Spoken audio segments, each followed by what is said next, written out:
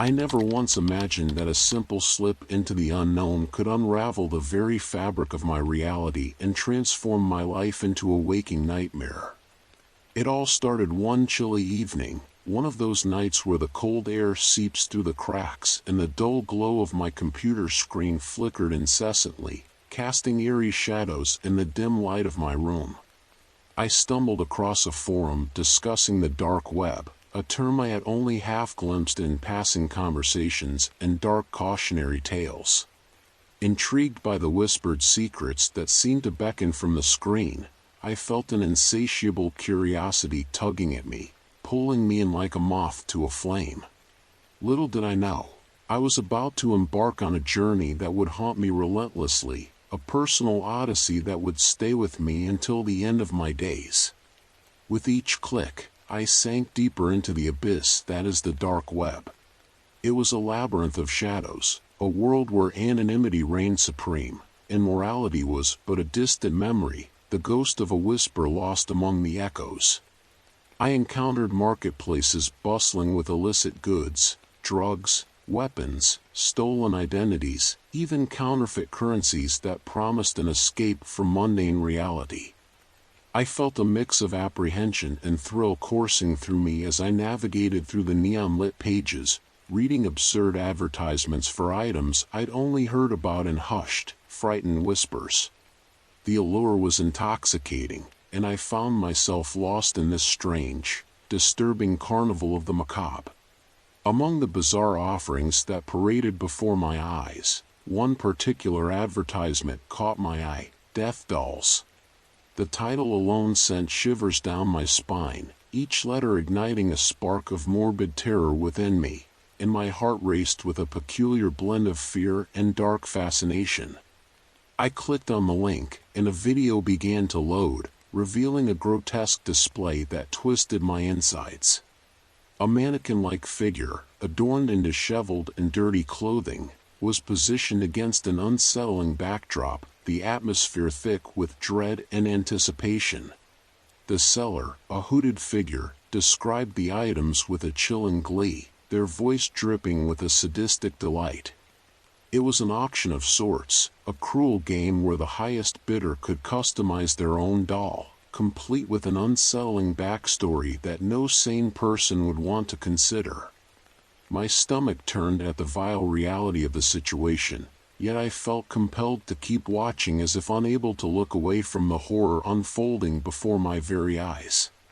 Days bled into weeks, each one blending into the next, as I reluctantly found myself returning to the dark corners of the web. Each session exposed me to a new level of depravity, each deeper and darker than the last. I watched live streams of extreme punishments, real people subjected to the sadistic whims of their captors in a grotesque show for anonymous viewers. The chat boxes were flooded with viewers cheering and betting on the outcomes, their excitement palpable as if they were watching a twisted game show, relishing in the agony of others as they placed wagers on the suffering laid bare before them. I felt trapped in a vortex of fear, excitement, and overwhelming guilt, wrestling with a desperate urge to disconnect, but finding myself unable to tear away from the madness that had consumed me.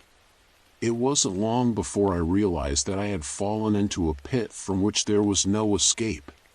The initial thrill that coursed through me had morphed into a sinister compulsion, a perverse addiction I never sought to develop. I began receiving emails from anonymous accounts that seemed to know my deepest, darkest curiosities, urging me to join exclusive forums, crumbs of sinister promises about unveiling secrets and revelations that could change everything. Against my better judgment, I clicked the links that dangled before me like a siren's call. The invitation led me to a private chat room where a few select individuals engaged in discussions rife with violence and unspeakable terror. They took turns sharing their experiences, each one more horrifying than the last, as they boasted about their misdeeds as if they were badges of honor, each confession dripping with pride and malevolence. One individual, known only as Cypher, piqued my interest like a moth drawn to the flame. Their writings were articulate yet chilling, crafting narratives that ensnared my imagination while simultaneously disgusted me. I found myself drawn into their web of manipulation and deceit, hanging on to their every word, unable to resist the urge to delve deeper. Cypher spoke of a network that reached far beyond what I had explored, a sinister world involving kidnapping, extortion, and even human trafficking, horrors I had read about but never truly believed existed. My heart pounded with both fear and morbid curiosity as I absorbed their messages, and before I knew it, I had unwittingly signed my name to a game so sinister and foreboding that I could scarcely comprehend its implications. Not long after, I received a new email that sent chills down my spine. The subject line read simply, "Welcome to the game." My heart sank like a stone as I opened the message, revealing a set of rules and a chilling invitation to participate in something I could scarcely wrap my mind around. I was to be a player in a deadly contest, where survival hinged on my ability to outwit others trapped in this web of terror, a sick reality that was more nightmare than I could have ever fathomed. The night of the game arrived with a sense of dread hanging in the air like a thick fog.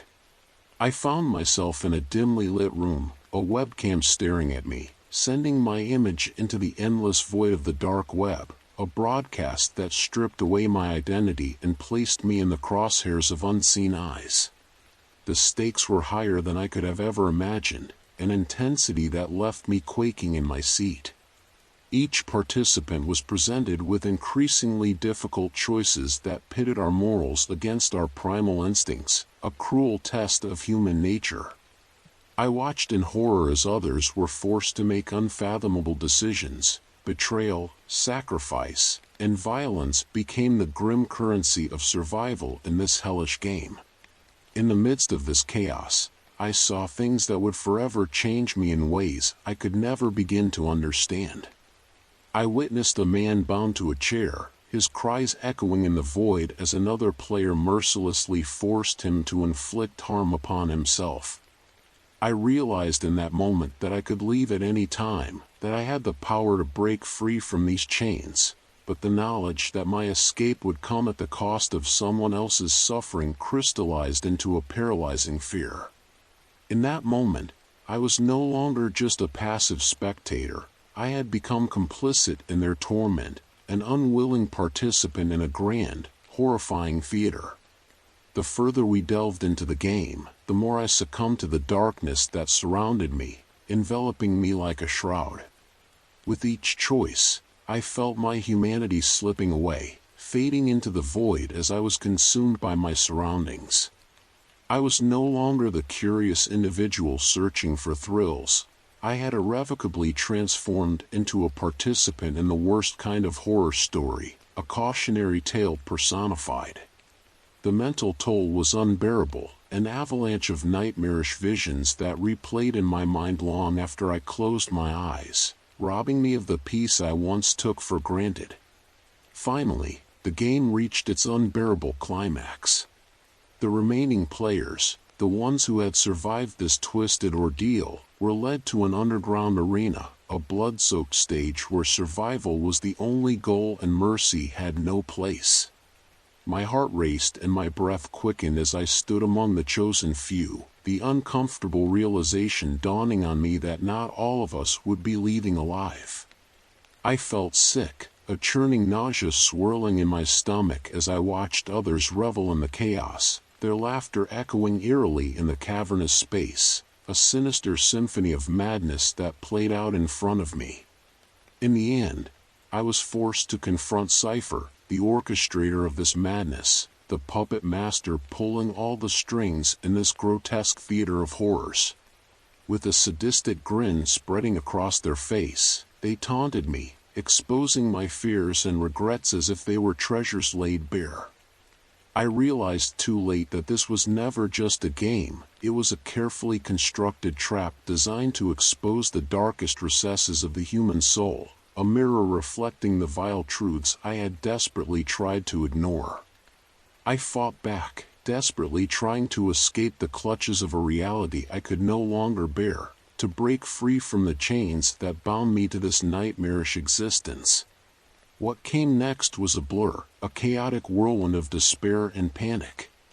I became a mere shadow, slipping through the chaos of the night until I finally emerged from the abyss, gasping for air like a drowning man, light blinding and disorienting after what felt like an eternity spent locked in torment. But freedom came at a dreadful price.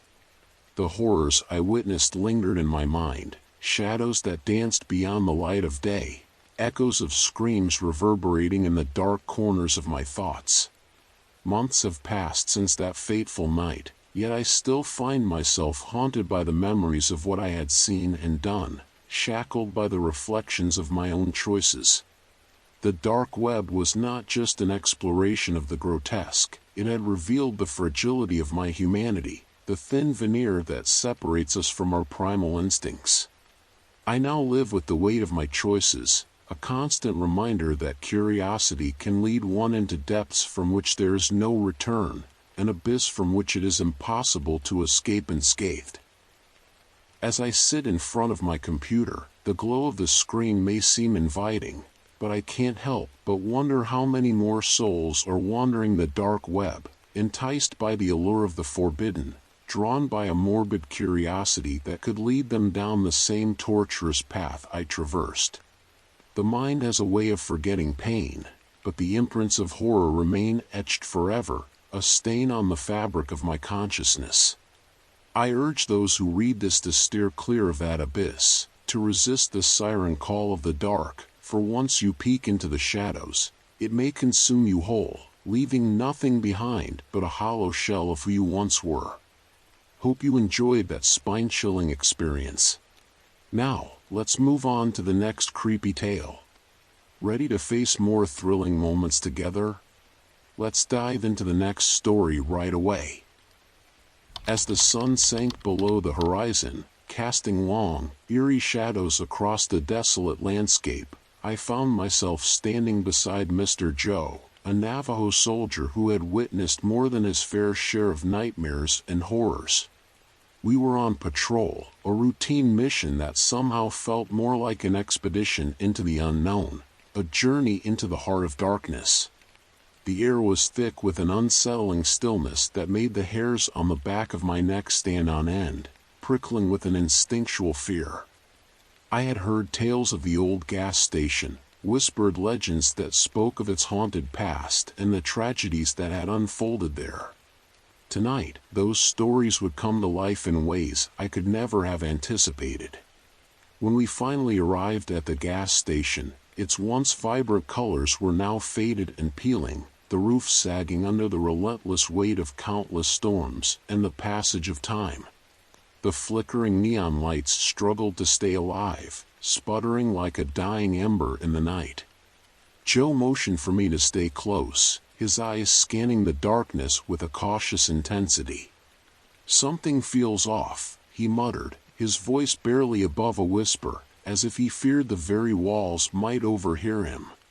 I could feel it too, the pulse of something otherworldly lurking just beyond our sight, an unseen presence that sent shivers down my spine. As we ventured inside, the door creaked ominously, a warning we both chose to ignore. The interior was a time capsule, frozen in the 80s, with dusty shelves lined with outdated snacks and rusted soda cans that had long since lost their fizz. A thick layer of dust coated everything, as if the place had been abandoned for decades, forgotten by the world outside. We switched on our flashlights, the beams cutting through the darkness to reveal cobwebs and broken glass scattered across the floor like remnants of a lost era. But it wasn't just the remnants of a bygone time that sent chills down my spine, it was the palpable sense of being watched, as if the very walls were alive with memories and secrets. "Did you hear that?" Joe suddenly asked, his brow furrowed in concentration. I strained my ears, catching a faint rustle coming from the back room. It was soft at first, almost like a whisper carried by the wind, but it grew louder, more insistent, like a voice beckoning us closer. Against my better judgment, we moved toward the sound, our flashlights trembling in our hands, illuminating the path ahead with a flickering glow. As we approached the door, it swung open with a jarring groan that echoed through the silence. I clutched Joe's arm tightly, my heart racing in my chest. Inside, the air was thick with the smell of mildew and decay, a heavy reminder of the years the place had stood vacant. And then, we saw it, a shadow darting across the room, just beyond our line of sight. My breath caught in my throat. "What was that?" I asked, my voice trembling with a mix of fear and curiosity. Joe remained silent, his gaze fixed on the darkened corner as if he were trying to decipher a riddle. Before he could respond, the shadow morphed into a distinct form, a tall figure galloping on horseback, blurred and indistinct, as if it were a mirage in the night. My pulse quickened, an instinctual fear taking hold of me. "Did you see that?" I exclaimed, my voice barely above a whisper, but Joe simply nodded, his expression grave and serious. "It's him," he whispered, as if revealing a sacred truth that had been passed down through generations. "The writer. They say he roams these parts, searching for something lost. We knew we had to follow." Without another word, we slipped out the back door into the cool night air, the chill sending a shiver down my spine. The moon hung high above, casting a silvery glow that illuminated the path ahead like a beacon in the dark. In the distance, the echo of hooves resonated, a rhythmic beat that matched the pounding of my heart, a call to adventure that I couldn't ignore. We dashed forward, adrenaline coursing through our veins, driven by a potent mix of fear and curiosity that propelled us into the night. The landscape was barren, punctuated by cacti and scattered debris from the gas station's glory days, remnants of a forgotten past that whispered of better times. It was then that we stumbled upon a clearing, and my breath hitched at the sight before us. There, in the center, stood the figure of a man on horseback, shrouded in darkness and mystery. He was dressed in a long coat that fluttered in the wind, the brim of his hat casting a shadow over his face that obscured his features. The air buzzed with an electric tension, an unspoken understanding that something significant was about to unfold, and suddenly, he turned, locking eyes with me. What I saw sent chills down my spine. His eyes were hollow, void of life, yet they seemed to see straight into my soul, piercing through the layers of my being. I felt a weight pressing down on me, an overwhelming urge to flee, to escape the intensity of his gaze, but I remained frozen in place, unable to tear my eyes away. Joe beside me, however, seemed entranced, his gaze unwavering as if he were drawn into the depths of the writer's sorrow. "He's searching for something," he murmured, his voice filled with an ancient understanding, as if he could feel the weight of the writer's burdens. As if sensing our presence, the rider began to move, urging his horse forward until they vanished into the depths of the night, swallowed by the shadows. "We must follow," Joe insisted, a fierce determination in his voice that ignited a spark of courage within me. I hesitated for a moment, uncertainty gnawing at my resolve, but something deep inside me knew we couldn't turn back. We were already entwined in this strange tale, destined to uncover its secrets, whatever they may be. We picked up our pace, weaving through the shadows that danced around us. The atmosphere shifted, the air crackling with energy as if the night itself was alive, pulsating with a rhythm all its own. Lost in the frenzy of the chase, I barely noticed the ground beneath us begin to change. The barren expanse gave way to lush, overgrown vegetation, vibrant and full of life, a stark contrast to the desolation we had just left behind, a glimpse of a world untouched by time. Before long, we reached a clearing at the edge of a shimmering lake, its surface reflecting the star-studded sky like a mirror. The rider stood at the water's edge, his figure silhouetted against the moonlight, creating an ethereal scene that felt almost otherworldly. It felt as if we were intruding on a sacred moment, a ritual long forgotten, as he whispered something to the water, his voice a low, haunting melody I couldn't quite decipher, a song of longing and loss that echoed through the night. Curiosity propelled me forward, and as I took a step closer, the water rippled, revealing ghostly images beneath the surface. Faces I recognized from the stories, the gas station robbers, their souls forever trapped in this liminal space between worlds. Their eyes stared wide with terror, mouths moving soundlessly, pleading for release from their eternal torment. My heart sank as I realized that the rider was a keeper of their souls, forever tied to this cursed place, a guardian of their fate. Suddenly, Joe grabbed my arm, pulling me back with a sense of urgency. "We need to go," he said urgently, his voice laced with fear. "This isn't just a tale, it's a warning." But I couldn't tear my eyes away from the spectral visions that danced before me. Each one told a story of desperation, of greed, and of ambition turned against them, a tragic reminder of the consequences of their choices. I could feel the weight of their wrath pressing in on me, a palpable reminder of the dangers of the world we inhabited, the darkness that lurked just beneath the surface. Yet, I couldn't abandon them. What if we could help? I suggested, desperation creeping into my voice, a plea for understanding. Joe shook his head vigorously, his expression fierce. "They've passed on, and it's not our place to interfere. The rider has his duty. We must respect that," he insisted, his voice firm and resolute, but I could feel the conflict within him as well. Just as Joe spoke, the ground beneath us trembled, a low rumble that reverberated through the air like a warning bell. The rider turned toward us, and in that moment, I saw the fury in his hollow eyes, a tempest of emotions swirling within them. The lake began to boil, the spectral images twisting and turning in a frenzied dance, a chaotic display of their suffering. A voice boomed from the depths, a chorus of anguished souls crying out for release, their pleas echoing in the night. We stumbled backward, panic seizing us as the reality of our situation sank in.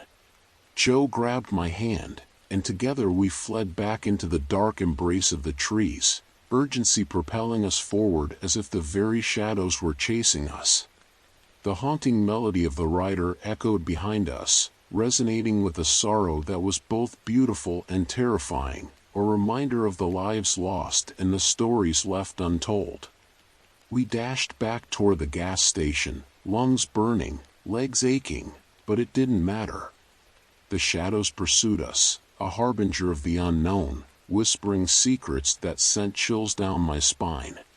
We burst through the door, slamming it shut behind us, panting as we leaned against the worn frame, our hearts racing in unison. The flickering lights cast erratic patterns on the walls, the atmosphere charged with a raw energy that left us on edge, a palpable tension that hung in the air.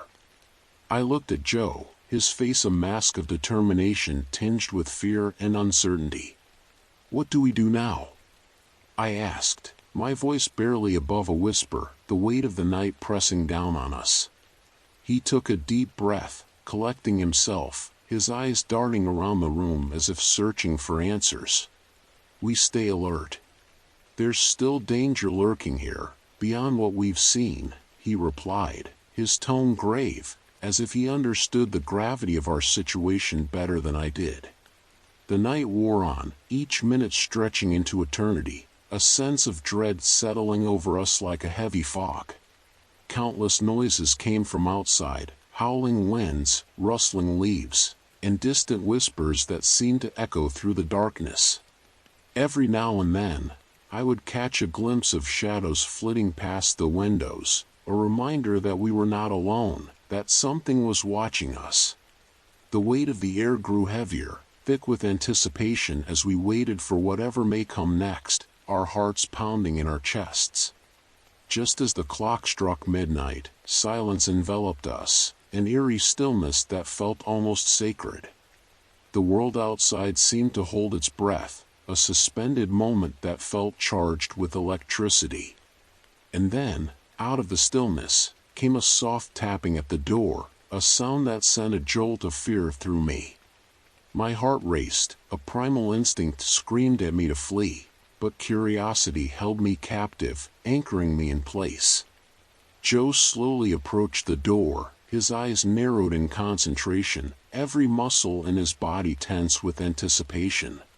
"Be ready," he cautioned, his voice low and steady.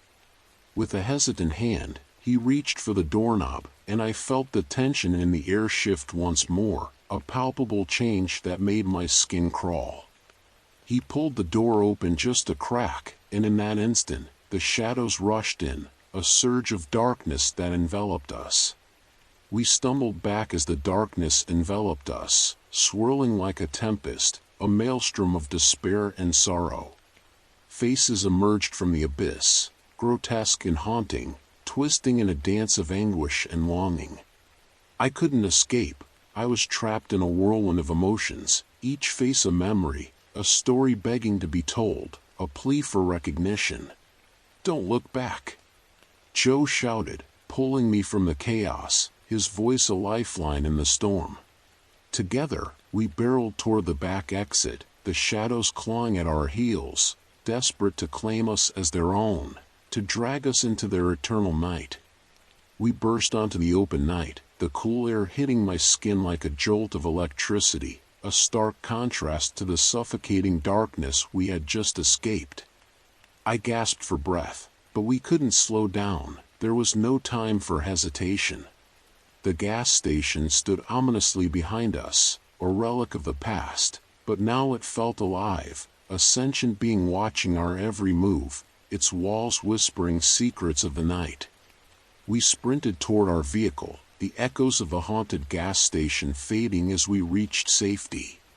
We climbed inside and slammed the doors shut, the engine starting with a reluctant roar that echoed in the stillness. As we sped away, I looked back at the gas station, and for a brief moment, I thought I saw the rider standing at the entrance, his figure illuminated by the moonlight, a ghostly silhouette against the night. His hollow eyes seemed to pierce through me, filled with a sadness that spoke of untold stories and regrets timelessly bound to that desolate place, a reminder of the lives lost and the darkness that lingered. We drove in silence, both of us processing the night's events, the weight of what we had witnessed settling heavily on our shoulders like a shroud. I realized, at that moment, that the world was filled with mysteries, some that should remain unsolved, buried beneath the surface. And while I would forever carry the memories of the shadows and the lost souls, I also understood one thing: some secrets were never meant to be unearthed, remnants of the past best left undisturbed. As we made our way home, I glanced out the window, the desert stretching endlessly before us, a vast expanse of darkness punctuated by the twinkling stars above. The stars twinkled brightly overhead, a reminder that even in darkness, there was light, a flicker of hope in the vastness of the night. But with that light came shadows, real and haunting, eternal reminders of the mysteries that lurked just beyond our sight, waiting for the next unwitting soul to stumble into their embrace. Hope you enjoyed that spine-chilling experience. Now, let's move on to the next creepy tale. Ready to face more thrilling moments together? Let's dive into the next story right away. The game we played. It was a rainy evening when Steve first approached me, his eyes sparkling with an unusual glint of excitement that I hadn't seen in a while. We had been friends for years, navigating the ups and downs of life together, sharing countless memories and experiences, but this time felt different. He had been unusually quiet lately, diving deep into the world of clinical trials for quick cash, chasing after the allure of easy money. "Jay," he said, urgency lacing his voice, "I've heard about this new opportunity that I think we should consider." It's a game testing thing. They pay top dollar, and it's supposed to be a major breakthrough in the industry. I leaned back in my chair, skepticism creeping in like a shadow. Game testing, Steve? You remember the last clinical trial you did, right? The one that nearly left you in the hospital for weeks? You can't be serious about this.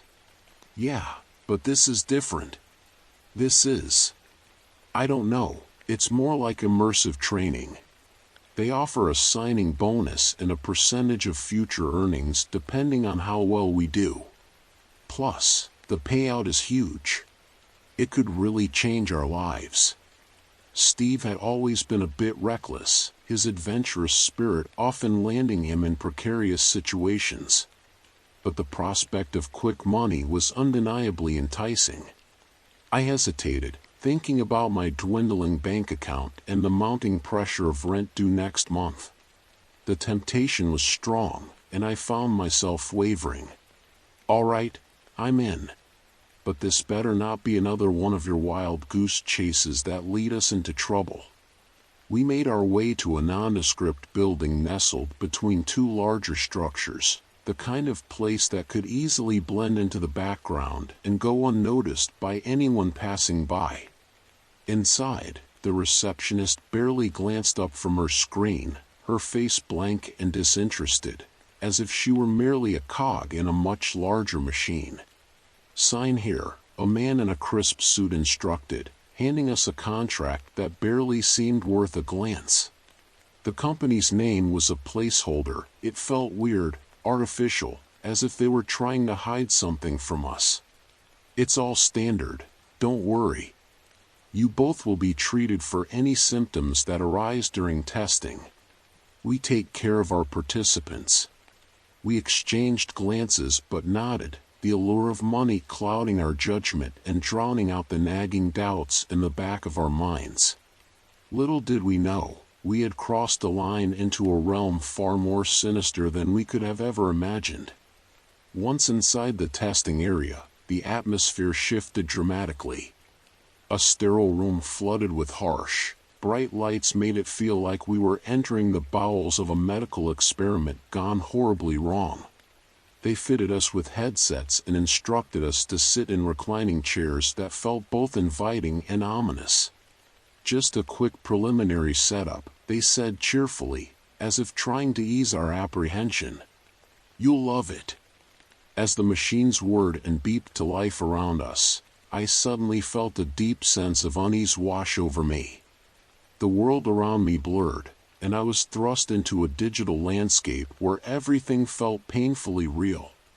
But it wasn't long before I realized that something was seriously wrong, and the cheerful facade began to crack. The game was designed to test our limits, emotionally and physically. It started with simple challenges that seemed harmless enough, but then escalated to horrific scenarios that twisted our minds. We were pitted against each other, our friendship morphing into something dark and twisted. I could hear Steve's wheezing breaths next to me, and every scream echoed in my ears like a dagger piercing my heart, amplifying the tension that hung in the air. In one horrifying moment, the stakes reached a fever pitch. The game required us to confront our deepest fears, and mine manifested as a nightmare made flesh, a faceless creature that loomed over me, its presence suffocating, whispering my inadequacies, dredging up every past failure that I had tried to bury. I panicked, diving deeper into the game, desperate to escape the torment that clawed at my sanity. But in trying to fight my own demons, I lost sight of Steve. He had become erratic, driven mad by the relentless pressure and the horrors surrounding us. "Jay, you have to help me," he screamed, his voice echoing in the chaotic void. But I couldn't. My own demons were dragging me under, and the game showed no mercy, leaving us both floundering in a sea of despair. The final challenge reared its head, an ultimatum that shattered whatever sanity I possessed. "Kill or be killed," the voice echoed ominously, reverberating through my mind like a death knell. Suddenly, With a horrifying clarity, I realized that the only way to break free from this nightmare was to take his life. The control mechanisms they implanted within us were whispering commands, drowning out the last remnants of our humanity. I didn't want to. I loved Steve like a brother, yet the blind, pulsating rage overwhelmed me, consuming my thoughts and blurring my vision. My hands acted independently, a wooden knife glistening with malice in my grasp. In a surreal moment, I swung it, feeling the sickening resistance of flesh giving way beneath my grip. As his eyes widened in shock, a terrifying silence enveloped us, wrapping around us like a shroud. Time slowed to a crawl, and as I looked into Steve's pleading eyes, my heart shattered into a million pieces. Guilt flooded my veins like ice, freezing me in place as panic clawed at my throat. What had I done? How had it come to this? The game ended abruptly, leaving me in a suffocating silence, surrounded by the digital manifestations of our nightmares. Stripped of our control, we were reduced to mere pawns in a twisted game orchestrated by unseen hands. The horrors of the past few hours, amplified by the weight of my actions, bore down hard upon me. I was lost, adrift in a sea of regret and despair. Sobbing, I stumbled out of the testing area, my mind spiraling into chaos. I could still see Steve sprawled on the ground, the lifeless expression on his face haunting my every step. The guilt was suffocating, wrapping around my throat like a noose. There was no escape from the reality of what I had become, no way to undo the damage that had been done. As darkness descended around me, I realized that I was forever trapped in this hell of my own making.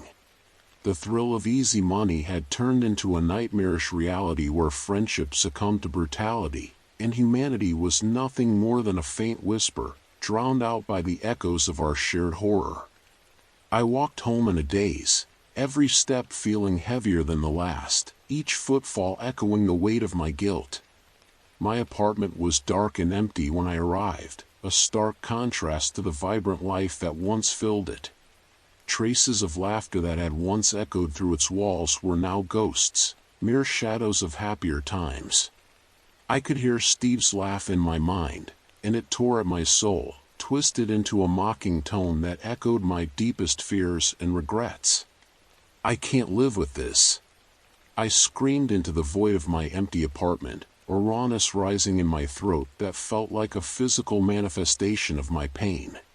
Shadows danced across my walls, taunting me as if they were sentient beings, laughing at my misery and despair. The burden of guilt became unbearable, an anchor dragging me deeper into the abyss of my own making. I stared at the pictures on the wall, memories of happier times that felt like relics of a distant past. I remembered our first gaming marathon, the jokes, the camaraderie, and the bond we had shared that now felt like a cruel joke. And now, all that was left was a husk of regret, a chasm of despair that threatened to swallow me whole, leaving nothing behind but emptiness. In that moment, I made a choice. It felt like the only escape, the only way to silence the demons that tormented me day and night. I picked up a pen and paper, my hand shaking as I wrote my final words, the ink a testament to my sorrow. I'm sorry, Steve. I didn't mean to. I took one last look around my apartment, feeling the heaviness of loss enveloping me like a shroud. The memories of laughter and joy were now replaced by a suffocating silence that echoed my despair. And with one final thought, I stepped into the eternal silence, surrendering to the darkness that beckoned me with open arms. In the end, the game we played consumed us, revealing the fragile nature of humanity when confronted with unyielding terror.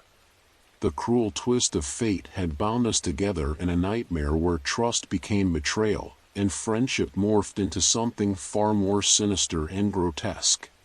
It served as a gruesome reminder that in the depths of darkness, even the strongest bonds could shatter like glass, leaving behind nothing but a haunting silence that would echo through the corridors of my mind for all eternity. Hope you enjoyed that spine-chilling experience. Now, let's move on to the next creepy tale. Ready to face more thrilling moments together? Let's dive into the next story right away. I always considered myself an adventurous spirit, someone who thrived on the thrill of the unknown. This very curiosity, which I often viewed as a strength, ultimately led me down a dark path I would come to deeply regret, a path that began one fateful evening when I found myself wandering the shadowy corridors of the deep web. At first, my exploration was nothing more than a casual venture. The regular internet had started to feel mundane and overly predictable, a sanitized version of reality that lacked the unpredictability I craved. I had heard whispers of the deep web from friends who spoke in hushed tones, sharing tales brimming with intrigue about hidden marketplaces and forbidden knowledge. Their stories painted a picture of a vibrant underworld, filled with secrets waiting to be unearthed. I felt my curiosity piqued. What lay beneath the surface? What unknown secrets were waiting to be uncovered, just a click away? With a few swift clicks, I donned my digital disguise, a VPN, a Tor browser, and an intoxicating sense of reckless abandon. My heart raced with anticipation as the screen flickered, and I felt myself entering a realm that was both exhilarating and terrifying. I navigated through pages filled with everything from illegal substances to stolen identities, a veritable smorgasbord of the illicit and the unusual. But it was a link titled Cursed Artifacts that singularly captivated my attention. My pulse quickened as I clicked on it, drawn in by the promise of the extraordinary and the unknown. The website I found was dark and foreboding, a digital shrine filled with images of twisted objects, each one accompanied by chilling descriptions that sent chills down my spine. My gaze settled on an ornate box, its intricate carvings whispering secrets of their own. The seller, with an air of confident disdain for skepticism, claimed it was cursed, warning that it would bring misfortune to anyone who dared to possess it. At first, I laughed off the absurdity, dismissing it as mere superstition. It felt ridiculous to think that an object could hold such power. But the thrill of owning something so sinister and potentially dangerous was irresistible to me. I felt a magnetic pull toward the box, as if it were calling to me. Before I could stop myself, I clicked purchase without a second thought, feeling a rush of adrenaline wash over me. In that moment, I had no idea that this single decision would plunge me into a nightmare from which there would be no escape. The box arrived a week later, wrapped in unassuming brown paper and marked with strange and ominous symbols that sent a chill coursing through my veins. As I unwrapped it cautiously, I revealed the beautifully carved wooden box, its surface both alluring and unsettling. It felt unexpectedly heavy in my hands, as if it contained more than just wood and craftsmanship. It felt alive in a way I couldn't comprehend. I placed it gently on my desk, staring at it, trying to shake off the unease that had settled deep in my gut, a sense of foreboding I couldn't quite articulate. That very night, sleep eluded me. I lay awake in bed, haunted by a sense of dread, and I could have sworn I heard whispers in the dark, soft, unintelligible murmurs echoing through my room. I tried to dismiss it as my imagination, a side effect of my own curiosity getting the better of me. Yet, as the days turned into weeks, those whispers grew louder, more insistent, wrapping around my consciousness like a thick fog. I began to feel as though I was being watched, my instincts screaming at me that shadows lurked in the corners of my vision, and all they needed was an opening to pounce. My friends began to notice the drastic shift in my demeanor. I was jumpy, paranoid, and increasingly withdrawn, a far cry from the adventurous spirit I once was. They suggested I take a break from the computer, to step outside and reconnect with the world. But I couldn't tear myself away from the box that had seized my thoughts. It transformed into an obsession, a dark fascination that consumed my every waking moment. I found myself poring over articles and ancient texts, researching curses, haunted objects, and the occult, desperate to understand the incredible power I had unwittingly invited into my life. The nightmares began soon after, with a terrifying clarity that shattered my already fragile psyche. In my dreams, I was haunted by grotesque faces, twisted and contorted, staring back at me with hollow, lifeless eyes. Their expressions twisted between malice and anguish, as if they borrowed the pain of countless souls condemned to suffer endlessly. I would wake up in a cold sweat, heart racing, with the malevolent images permanently etched into my mind like a brand. I became convinced that the box was the very source of my torment, but I couldn't bring myself to rid my life of it. The allure of its power was too strong, a sinister siren song that bound me to it. One evening, my curiosity got the better of me, as it often did. I decided to open the box, driven by an almost uncontrollable impulse. As I lifted the lid, a cold breeze swept through my room, extinguishing the candlelight and leaving me in a haze of darkness. Inside, I found a small, cracked mirror, its surface marred but strangely captivating. My heart raced as I gazed into it, feeling a jolt of energy, a surge that felt both intoxicating and dangerous, course through me. The whispers crescendoed into a cacophony of disembodied laughter, and I was paralyzed with fear, both exhilarated and terrified in equal measure.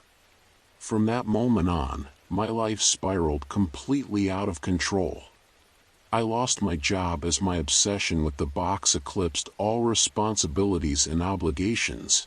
My friends distanced themselves from me, and I became a reclusive figure haunted by my own choices. The box consumed my every thought, its influence tightening its grip on my mind like a vice. I was no longer just a curious explorer. I had become a prisoner of my own making, trapped in a labyrinth of darkness and despair. Then came the fateful day that would change everything. I stumbled upon a live-streamed event on the deep web that sent my mind racing. The title read, "The Cursed Auction." My heart raced as I clicked the link, drawn in by a morbid fascination and the promise of witnessing something truly extraordinary. The stream began, and horror gripped my heart as I was confronted with a group of masked individuals gathered around a table, showcasing cursed objects. The atmosphere was electric, thick with an ominous energy that sent chills down my spine. Suddenly, the auction turned dark, spiraling into a realm of unimaginable horror. They revealed a live murder, an act of cold-blooded violence broadcast for an unseen audience, a sordid spectacle that left me frozen in place, unable to tear my eyes away. My heart felt like it had stopped as I bore witness to the scene, the laughter from the masked figures echoing in my mind, merging with the very whispers that had haunted my thoughts for so long. In that moment, I realized that I was no longer just an observer. I was now an unwilling participant, trapped in this twisted world I had sought to explore. The next day, I received a knock on my door that shattered what was left of my reality. My heart raced as I opened it to find two detectives standing there, their solemn faces indicating the gravity of their message. They informed me that my family had been brutally attacked, and my younger brother was missing. The world as I knew it collapsed around me. I felt a surge of guilt wash over me, drowning me in despair. My insatiable curiosity had led to this unimaginable tragedy, and it was a burden I could never fully escape. Desperate to find my brother, I delved deeper into the dark web, searching for any trace of him. I combed through forums, trying to uncover any leads, but each click only led me deeper into a morass of lies and dangers untold.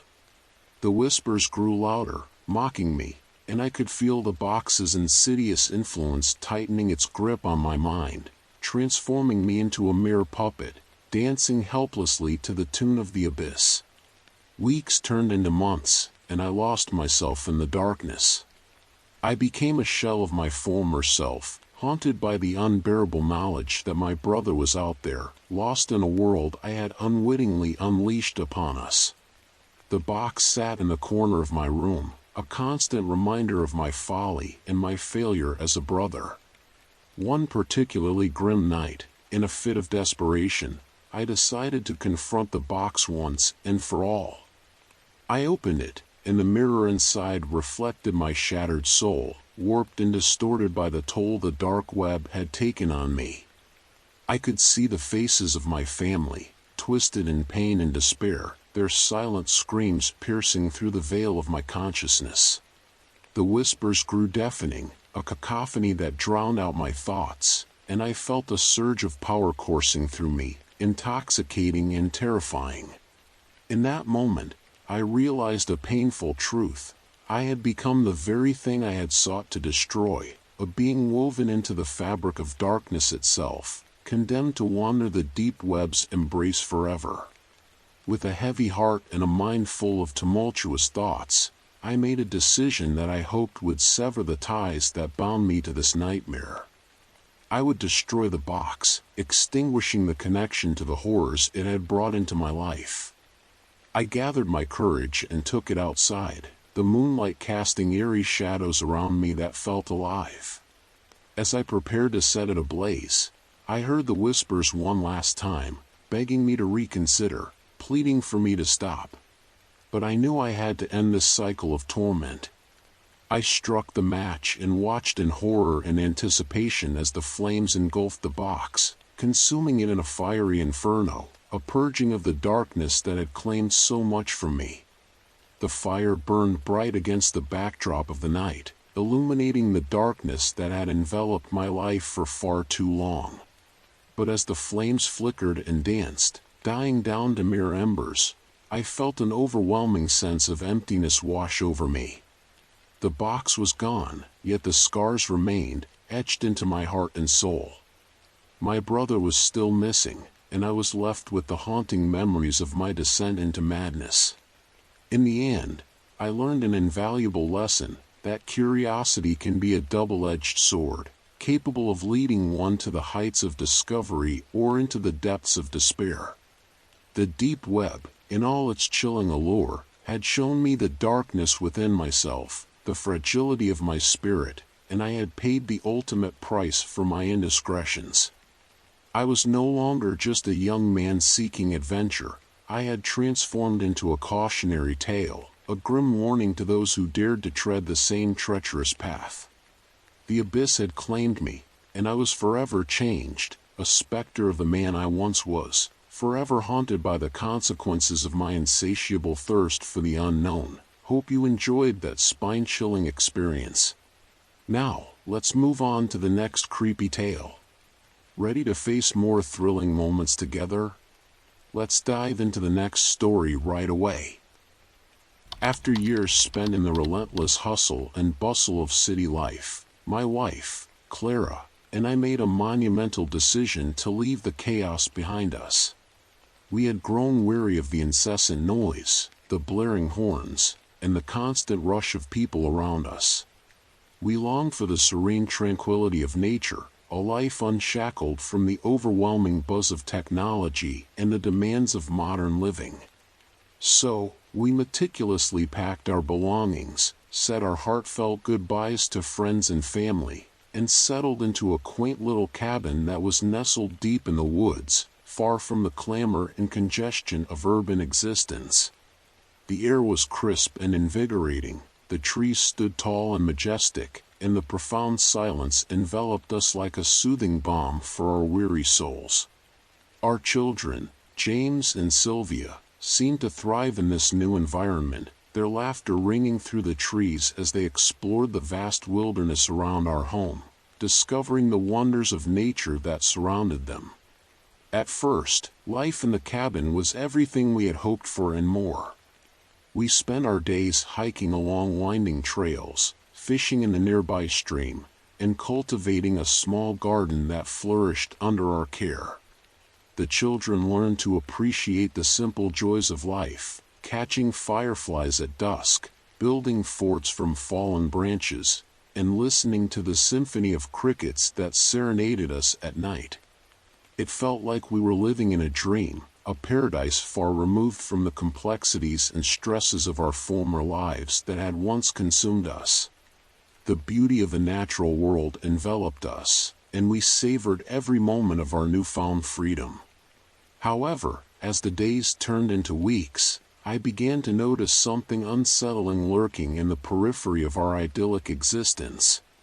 A figure would occasionally appear at the edge of our property, a man named Marty. He was a neighbor, I learned, though he rarely ventured close to our cabin. His presence was always just far enough to keep me on edge, lurking in the shadows like a specter, watching us from a distance. At first, I dismissed my unease as mere paranoia. After all, we had chosen to live in isolation, and the woods could play tricks on the mind, creating illusions that preyed on our fears. Clara, ever the optimist, encouraged me to reach out to Marty. He might be lonely, she said, her eyes sparkling with the hope of new friendships. So, one sunny afternoon, I decided to extend an olive branch and invite him over for coffee, hoping to ease my growing discomfort.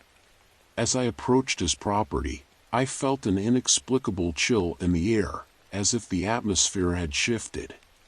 Marty was sitting on his porch, a weathered figure with a scruffy beard and piercing blue eyes that seemed to see right through me, as though he could read my thoughts. He accepted my invitation with a nod, and I felt a flicker of relief mixed with trepidation. As we sipped our coffee, Marty spoke in a low, gravelly voice that resonated with the weight of experience. His stories were filled with tales of the woods, of creatures that roamed at night and the beauty of solitude that enveloped the forest. But there was something off about him, a darkness that clung to his words like a shadow. I found myself glancing at the children, who were playing in the yard, their laughter echoing against the trees, a sound that should have been comforting but instead made me uneasy. I wanted to believe that Marty was harmless, that he was simply a lonely man seeking companionship, but a nagging feeling in my gut told me otherwise. Days turned into weeks, and Marty's visits became more frequent, almost too frequent for my comfort. He would bring odd gifts, a jar of honey, a strange-looking mushroom, or a peculiar trinket he claimed to have found in the woods. Clara seemed enchanted by his stories, often inviting him to join us for dinner and sharing laughter over the meals we prepared together. I, on the other hand, felt increasingly uneasy with each visit. The children adored him, and I couldn't bear to shatter their innocent joy, so I kept my concerns to myself, burying them deep within my mind. One evening, as the sun dipped below the horizon, casting long shadows across our yard, I overheard a conversation between Clara and Marty that sent a chill down my spine. They were discussing the history of the land, and I caught snippets about disappearances, people who had ventured into the woods and never returned. My heart raced as I listened, and I felt a surge of protectiveness wash over me. I needed to know more about this man who had woven himself into the fabric of our lives, and I couldn't shake the feeling that I needed to protect my family from potential danger. That night, I resolved to do some digging. I scoured the internet, searching for any information about Marty and the area we now called home. What I found sent chills down my spine and made my stomach churn. There were rumors of a series of unsolved murders that had taken place in the vicinity over the years.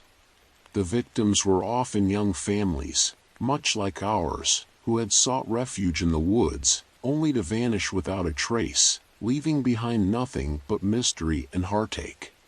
My heart sank as I pieced together the fragments of information. Was Marty connected to these tragedies? I couldn't shake the feeling that he was hiding something sinister beneath his friendly facade. The next day, I decided to confront him. I invited him over under the guise of wanting to learn more about the land's history, hoping to glean some insight into his true nature. As we sat on the porch, I probed him about the disappearances, watching for any flicker of emotion on his face that might betray his true feelings. At first, he laughed it off, dismissing the stories as mere folklore, tales spun by the fearful minds of those who didn't understand the woods. But as I pressed further, I noticed a shadow cross his features, a flicker of something darker lurking behind his eyes. His demeanor shifted, and for the first time, I saw a glimpse of anger in his eyes. "People get lost in the woods," he said tersely, "but that's their own fault. Nature takes what it wants." I felt a chill run down my spine, and I knew then that I had stumbled upon something far more dangerous than I had anticipated. From that moment on, I became hypervigilant, my senses heightened as I kept a close eye on Marty, watching his every move with suspicion.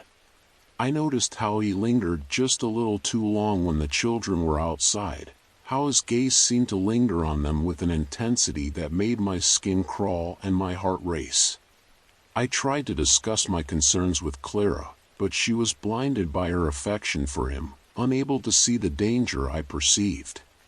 "You're being paranoid," she insisted, brushing off my fears. "He's just a lonely man who enjoys our company." Her words only deepened my anxiety.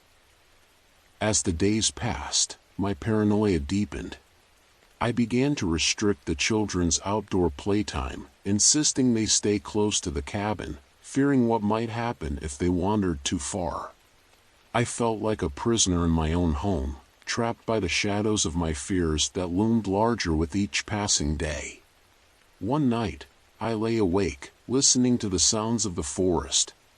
The wind whispered through the trees, and I could have sworn I heard footsteps outside. My heart raced as I crept to the window, peering into the darkness.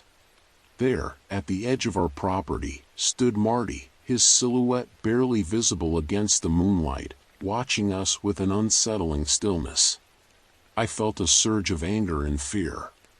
How dare he invade our space like this? I stormed outside, confronting him with a sense of righteous indignation. "What are you doing here?" I demanded, my voice shaking with rage and adrenaline.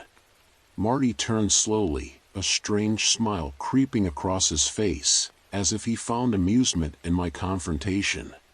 "Just enjoying the night," he replied, his tone eerily calm, but there was something in his eyes, a glint of madness that sent a shiver down my spine, making me question my own sanity. The following days were a blur of anxiety and tension. I couldn't shake the feeling that something terrible was about to happen, that we were being watched and hunted. I started to notice small things, items in the house going missing, strange noises at night, and the children whispering about shadows they saw in the woods, shadows that seemed to dance just beyond the tree line. I felt like I was losing my grip on reality, spiraling into a pit of dread. Clara, oblivious to my turmoil, continued to invite Marty over, and each time, my dread deepened, like a weight pressing down on my chest. Then, one fateful evening, everything changed in an instant. I returned home from a trip to the market, my arms laden with groceries, only to find the cabin eerily quiet. The children were nowhere to be seen, and Clara was absent as well. Panic surged through me as I called out for them, my voice echoing in the stillness of the empty house. I rushed to the backyard, my heart pounding in my chest, a sense of dread coiling in my stomach. And then I saw it, a trail of broken branches leading into the woods, a clear sign that something was amiss. My heart sank as I followed the path, calling their names with desperation, my voice cracking with fear. The deeper I went, the more the shadows seemed to close in around me, thick and suffocating. I could feel the weight of dread in the air, pressing down on me like an anchor. Finally, I stumbled upon a clearing, and my blood ran cold at the sight before me. There, in the moonlight, stood Clara and the children, huddled together, their faces pale with fear and confusion. And there was Marty, standing over them, a twisted smile on his face that sent a wave of rage through me. "I just wanted to show them the wonders of the woods," he said, his voice dripping with malice, as if he believed he had every right to invade our lives. I felt a surge of protective fury as I stepped forward, ready to confront him and take back what was rightfully mine. But before I could reach them, Marty turned, his demeanor shifting in an instant from charming neighbor to something far more sinister. "You shouldn't have come here," he hissed, his eyes narrowing dangerously. "This is my domain." The air crackled with tension as I stood my ground, my heart racing with adrenaline. I had to protect my family, no matter the cost, no matter the danger that loomed over us. In that moment, everything I had feared came crashing down around me. The man I had tried to befriend was a monster, and I had unwittingly led my family into his web of deceit and danger. I lunged at him, but he was quicker, darting into the shadows of the trees with a speed that was unnerving. I could hear Clara's terrified screams piercing the night, and I felt a primal instinct take over, a fierce determination to protect my family at all costs. I would not let him take them from me. I chased him through the woods, the darkness swallowing me whole as I navigated the twisted branches and underbrush, fueled by adrenaline and fear. I could hear the children crying, their voices echoing in the night, a sound that drove me forward with renewed urgency. Finally, I caught up to Marty, cornering him against a tree, my heart racing as I prepared to confront him. "You won't hurt them," I growled, my fists clenched tightly, ready to fight. But he just laughed, a chilling sound that sent shivers down my spine, filling me with dread. "You think you can protect them? They belong to the woods now," he taunted, and with that, he lunged at me, and we tumbled to the ground, grappling in the dirt as the struggle for survival began. The struggle was fierce, chaotic, and desperate, but I fought with every ounce of strength I had. Just as I felt the tide turning in my favor, I heard a blood-curdling scream that pierced through the night. My heart dropped as I realized it was Clara. I pushed Marty off me and sprinted back toward the clearing, my mind racing with dread and fear for my family's safety. What I found was a nightmare that would haunt me forever. Clara was on the ground, the children huddled close to her, their eyes wide with terror and confusion. Marty stood over them, a twisted grin on his face that sent a wave of fury coursing through my veins. "You should have stayed away," he sneered, his voice low and menacing, as if he relished the fear he instilled in us. In that moment, I felt an overwhelming surge of rage and desperation. I charged at him, fueled by love for my family and the need to protect them at all costs. The world around me faded as I tackled him to the ground once more, the struggle chaotic and frantic. But I was determined to protect my family, to rid them of this monster who threatened our lives. Finally, with one last surge of energy, I managed to pin him down, my hands wrapped tightly around his throat, my heart pounding with fury. "You will never hurt them again," I gasped, my voice trembling with rage and determination. His eyes widened in shock, and for a brief moment, I saw the fear behind his madness, a flicker of vulnerability that gave me hope. But then, with a sudden burst of strength, he threw me off and scrambled to his feet, a wild look in his eyes. In that moment of distraction, Clara grabbed the children and ran, their footsteps pounding against the ground as they fled toward the cabin. My heart raced as I turned to face Marty, who was now standing, his expression twisted with rage and determination to reclaim his dominance. "You can't escape," he growled, lunging at me once more with a ferocity that took me by surprise. But I was ready this time, fueled by the adrenaline coursing through my veins. I sidestepped him and pushed him away, giving myself enough time to sprint after my family, desperate to reach them before it was too late. The woods felt alive around me, the branches clawing at my skin as I ran, urging me forward. Finally, I burst into the clearing outside our cabin, my heart pounding in my chest with fear and urgency.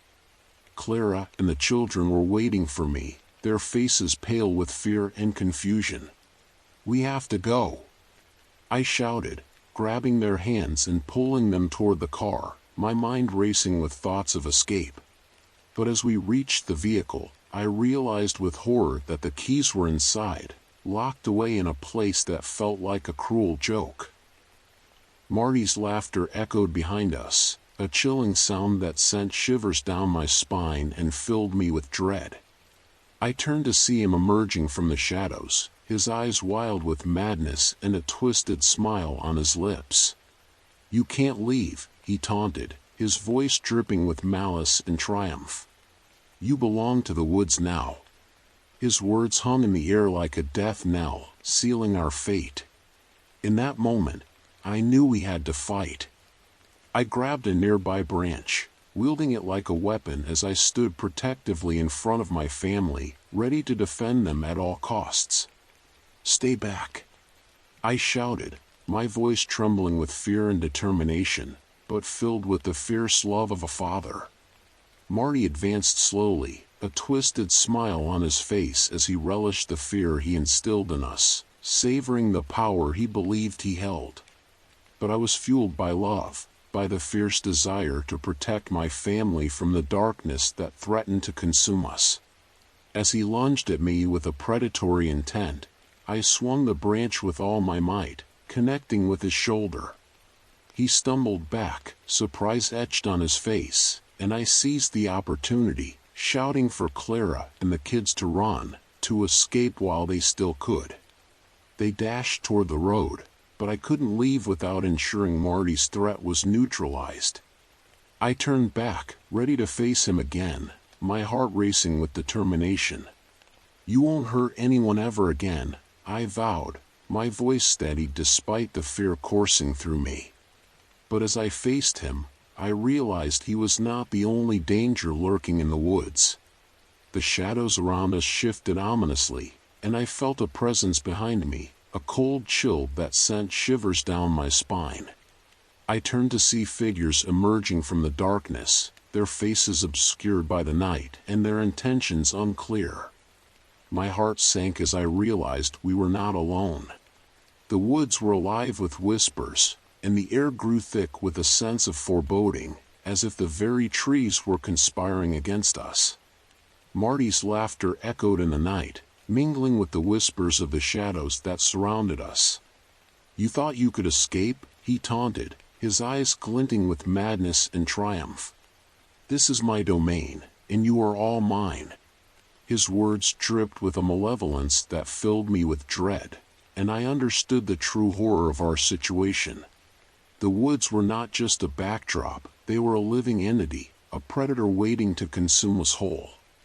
I felt a surge of desperation as I turned to Clara and the children, urging them to keep running, to escape this nightmare that threatened to engulf us. But as they fled, I knew I had to confront the darkness that had ensnared us, to stand my ground against the malevolence that sought to tear my family apart. "I will protect my family," I declared, my voice steady despite the fear coursing through me, a declaration of my love and resolve. With a primal scream that echoed through the trees, I charged at Marty once more, fueled by love and determination. The shadows swirled around us, and I felt the weight of the woods pressing in, suffocating and overwhelming. But I refused to back down, to let fear dictate my actions.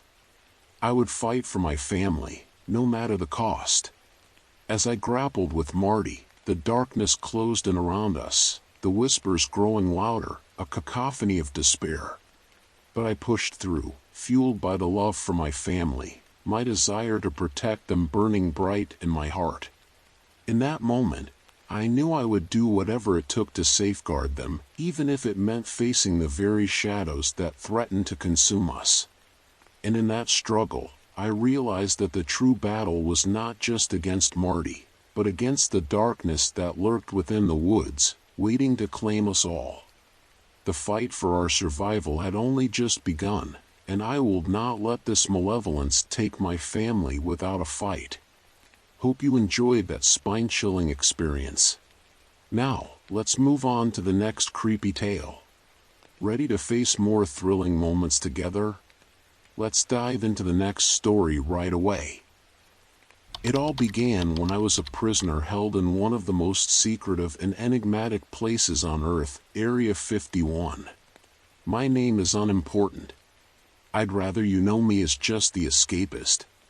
For years, I had been confined within those impenetrable walls, subjected to rigorous surveillance and endless experiments. The world outside knew nothing of the truth lurking within, and for a long time, I too was in the dark about the horrors that lay behind the glossy facade of scientific advancement. My imprisonment was a lifetime of monotony and fear. Every day was a repeat of the last, filled with invasive tests and constant monitoring. The scientists treated us like mere subjects, stripping away our humanity. We were numbers, not names. The cold, sterile environment of Area 51 was a stark contrast to the vibrant world I once knew. The walls, painted a clinical white, seemed to close in on me, suffocating any hope I had left. The only solace I found was in the brief moments of solitude, where I could dream of a life beyond those walls. It was during one fateful experiment that everything changed. We, the unwilling subjects, were being tested for our resilience against extreme energy exposure. That's when I discovered the X element.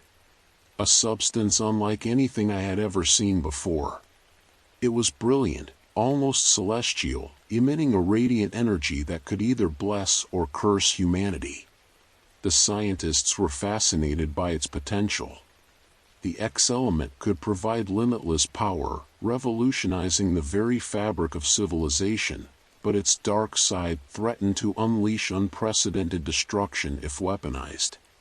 The discovery filled me with a strange combination of wonder and dread. I knew that in the hands of the wrong people, and make no mistake, Area 51 was crawling with those sorts, the world could be plunged into chaos. With that knowledge, I began to plot my escape.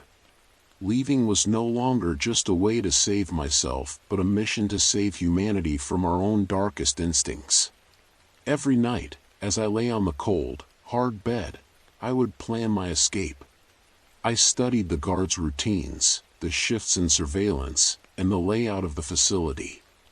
I knew that a single mistake could cost me my life, but the thought of the X element in the wrong hands was a far greater fear.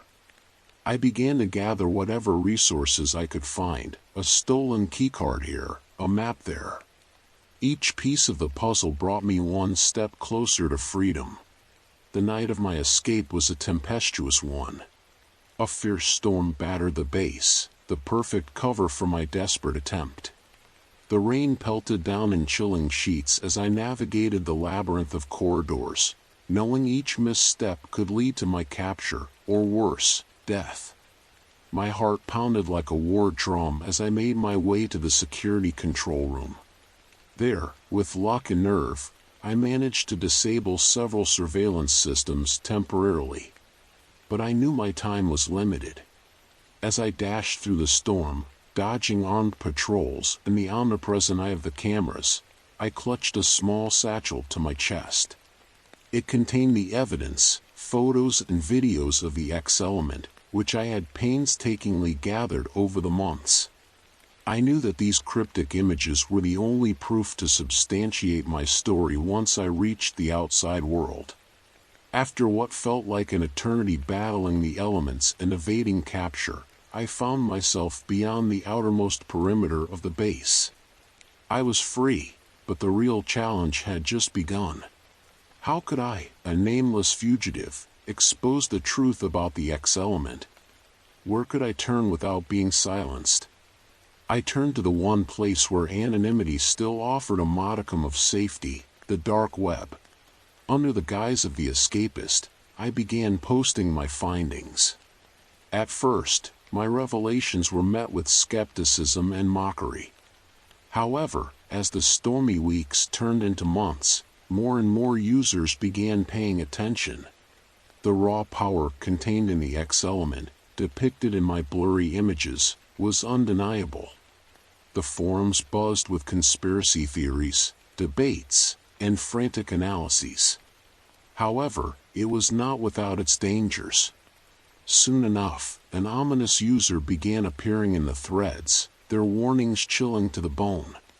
They called themselves the Shadow Government, and they issued stark proclamations demanding the cessation of all discussions about the X element. It was clear, they knew about me, and more importantly, they knew about the X element. Despite their threats, I persisted, driven by an unwavering belief that the truth must prevail. Tension on the forums reached a fever pitch. It felt like any moment, the foreboding shadow government could strike, erasing our voices and burying the truth deeper than it had ever been. The atmosphere was thick with paranoia. Every new post was scrutinized, every user viewed with suspicion. The once vibrant discussions had turned into a battleground, with truth seekers on one side and the shadowy enforcers on the other. It was a digital war, and the stakes were higher than anyone could have imagined. That's when things took an unexpected turn. One of the forum users, who called himself Cypher, claimed to have intercepted a communication from within Area 51. He had managed to retrieve a USB drive, supposedly containing detailed reports on the X element, along with chilling documents revealing the government's dark plans. He proposed a risky in-person handover. We met in a remote, undisclosed location, both of us cloaked in the paranoia that had become our reality. With a handshake and a few exchanged words, the USB was in my possession. As Cypher vanished into the shadows, I knew I held the fate of the world in my hands. Back in my makeshift hideout, I nervously plugged in the USB drive. The contents were staggering: extensive data on the X element's properties, experiment results, classified communications, and disturbing blueprints for weaponization. The shadow government's intentions were heinous, seeking to harness the X element's boundless energy to forge weapons of mass destruction unparalleled in human history. With this irrefutable evidence, I intensified my efforts. I leaked the files to renowned journalists, scientists, and whistleblower platforms. The ripples of the revelation spread rapidly. News outlets across the globe picked up the story, each trying to outdo the other in uncovering more about Area 51's dark secrets. As the international media frenzy reached its zenith, pressure mounted on governments worldwide. Public outcry demanded transparency and accountability. Protests erupted, calling for ethical oversight and the ban on weaponizing such volatile elements.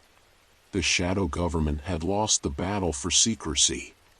In the days that followed, shifts in the political landscape were seismic. An unprecedented coalition of nations formed a task force dedicated to studying the X element ethically, aiming to unlock its potential for humanity's benefit. Alternative and green energy researchers flocked to study the element, hoping it might lead to sustainable solutions for the world's energy crisis. The journey was perilous, and the fight far from over. Authorities still sought me, but I found solace in knowing that the truth was no longer shackled in chains. Humanity had been given a chance to reflect, to choose progress over obliteration. As I sit here, writing this, I remain in hiding, a ghost moving through the remnants of my former life. The world may never know my real name, but that doesn't matter. What matters is the shift in the collective conscience, sparked by my escape from the shadows, and the dawn of a new era dominated not by fear, but by the relentless quest for truth and betterment. From the shadows, I continue to watch, ever vigilant, hoping that one day, the X element will be a beacon of human ingenuity rather than a harbinger of our doom. Until then, this is the Escapist, signing off. Hope you enjoyed that spine-chilling experience. Now, let's move on to the next creepy tale. Ready to face more thrilling moments together?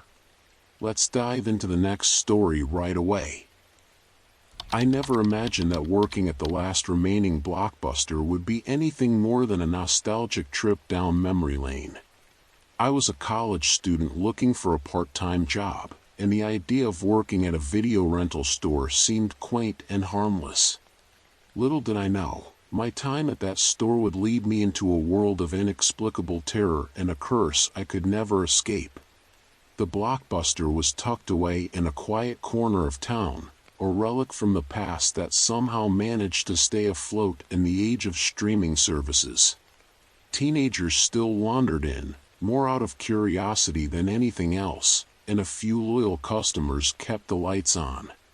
My manager, Mr. Harris, was an old-timer who had worked there since the store first opened.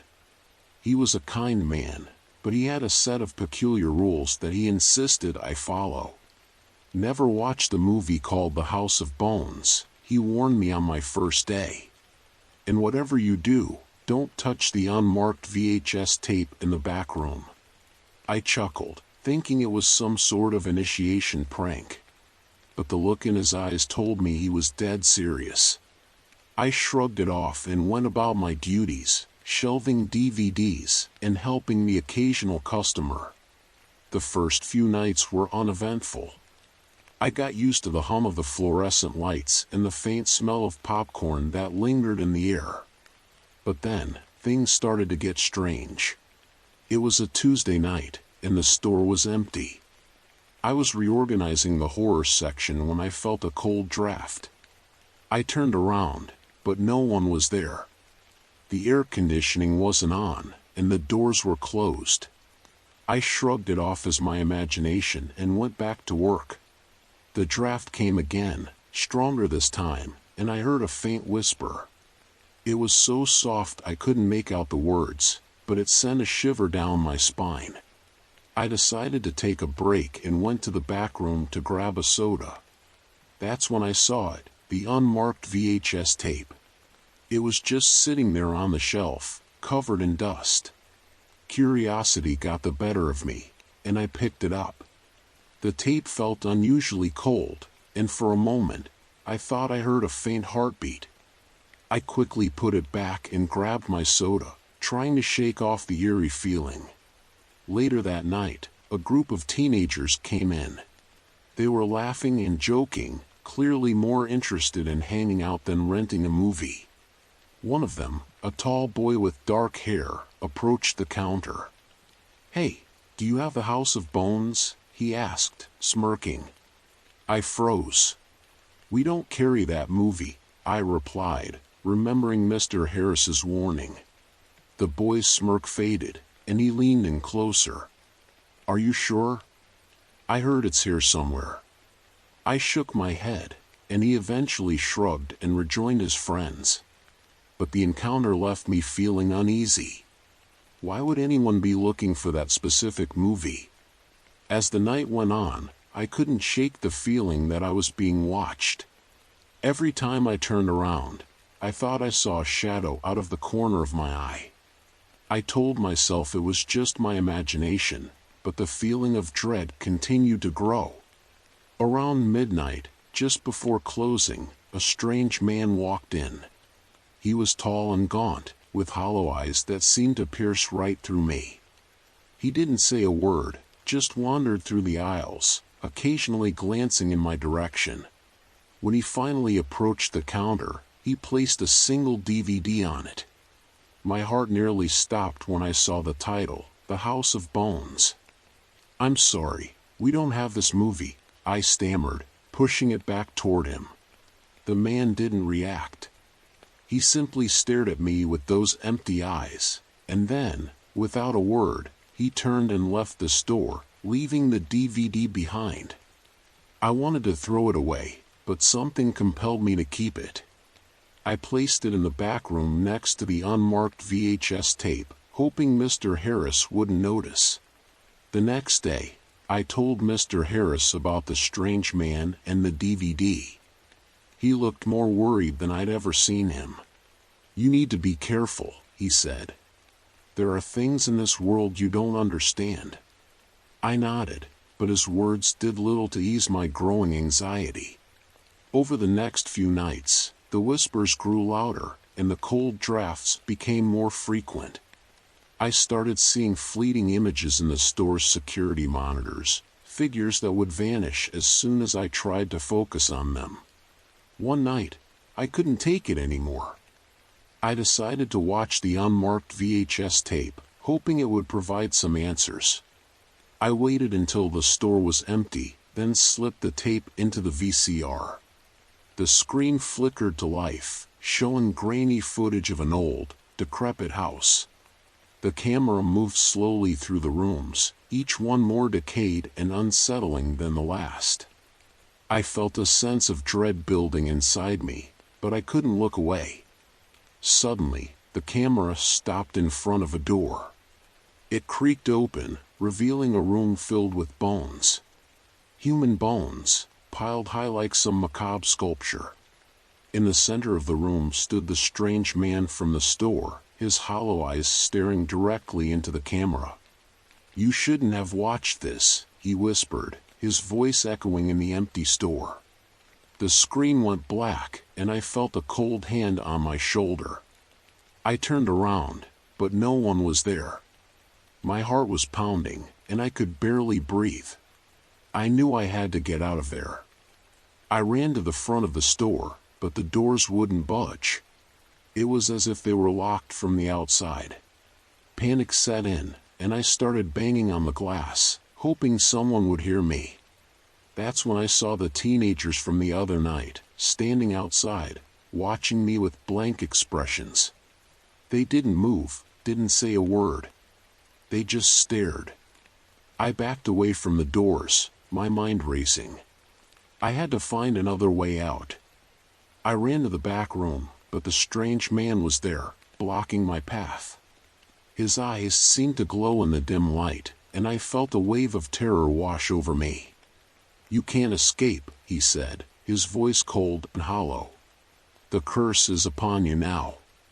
I stumbled back, tripping over the unmarked VHS tape. The man advanced, and I felt a cold hand wrap around my throat. I struggled, but it was no use. The darkness closed in, and I felt myself slipping away. When I woke up, I was lying on the floor of the back room. The store was silent, and the strange man was gone. I looked around, disoriented and terrified. The unmarked VHS tape was still there, but the DVD of the House of Bones had vanished. I knew I couldn't stay there any longer. I grabbed my things and ran out of the store, not stopping until I was safely home. But even there, I couldn't escape the feeling of being watched. The next day, I quit my job at Blockbuster. Mr. Harris didn't seem surprised. He just nodded and wished me well. But the nightmares didn't stop. Every night, I dreamed of the house filled with bones and the hollow-eyed man. I could hear his whispers, feel his cold touch. The curse had followed me home, and there was no escaping it. I tried to move on with my life, but the fear never left me. I avoided dark places, stayed away from old houses, and never, ever watched another VHS tape. But deep down, I knew it was only a matter of time before the curse claimed me completely. And so, I live in constant fear, haunted by the memories of that fateful job at the last Blockbuster. I can only hope that one day, I will find a way to break the curse and finally be free. But until then, I remain trapped in a nightmare, unable to escape the horrors that lurk in the shadows. I never imagined that working at the last remaining Blockbuster would be anything more than a nostalgic trip down memory lane. I was a college student looking for a part-time job, and the idea of working at a video rental store seemed quaint and harmless. Little did I know, my time at that store would lead me into a world of inexplicable terror and a curse I could never escape. The Blockbuster was tucked away in a quiet corner of town, a relic from the past that somehow managed to stay afloat in the age of streaming services. Teenagers still wandered in, more out of curiosity than anything else, and a few loyal customers kept the lights on. My manager, Mr. Harris, was an old-timer who had worked there since the store first opened. He was a kind man, but he had a set of peculiar rules that he insisted I follow. Never watch the movie called The House of Bones, he warned me on my first day. And whatever you do, don't touch the unmarked VHS tape in the back room. I chuckled, thinking it was some sort of initiation prank. But the look in his eyes told me he was dead serious. I shrugged it off and went about my duties, shelving DVDs and helping the occasional customer. The first few nights were uneventful. I got used to the hum of the fluorescent lights and the faint smell of popcorn that lingered in the air. But then, things started to get strange. It was a Tuesday night, and the store was empty. I was reorganizing the horror section when I felt a cold draft. I turned around, but no one was there. The air conditioning wasn't on, and the doors were closed. I shrugged it off as my imagination and went back to work.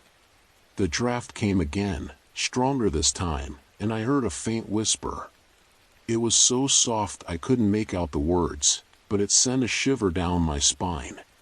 I decided to take a break and went to the back room to grab a soda. That's when I saw it, the unmarked VHS tape. It was just sitting there on the shelf, covered in dust. Curiosity got the better of me, and I picked it up. The tape felt unusually cold, and for a moment, I thought I heard a faint heartbeat. I quickly put it back and grabbed my soda, trying to shake off the eerie feeling. Later that night, a group of teenagers came in. They were laughing and joking, clearly more interested in hanging out than renting a movie. One of them, a tall boy with dark hair, approached the counter. "Hey, do you have the House of Bones?" he asked, smirking. I froze. "We don't carry that movie," I replied, remembering Mr. Harris's warning. The boy's smirk faded, and he leaned in closer. "Are you sure?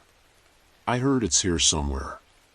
I shook my head, and he eventually shrugged and rejoined his friends.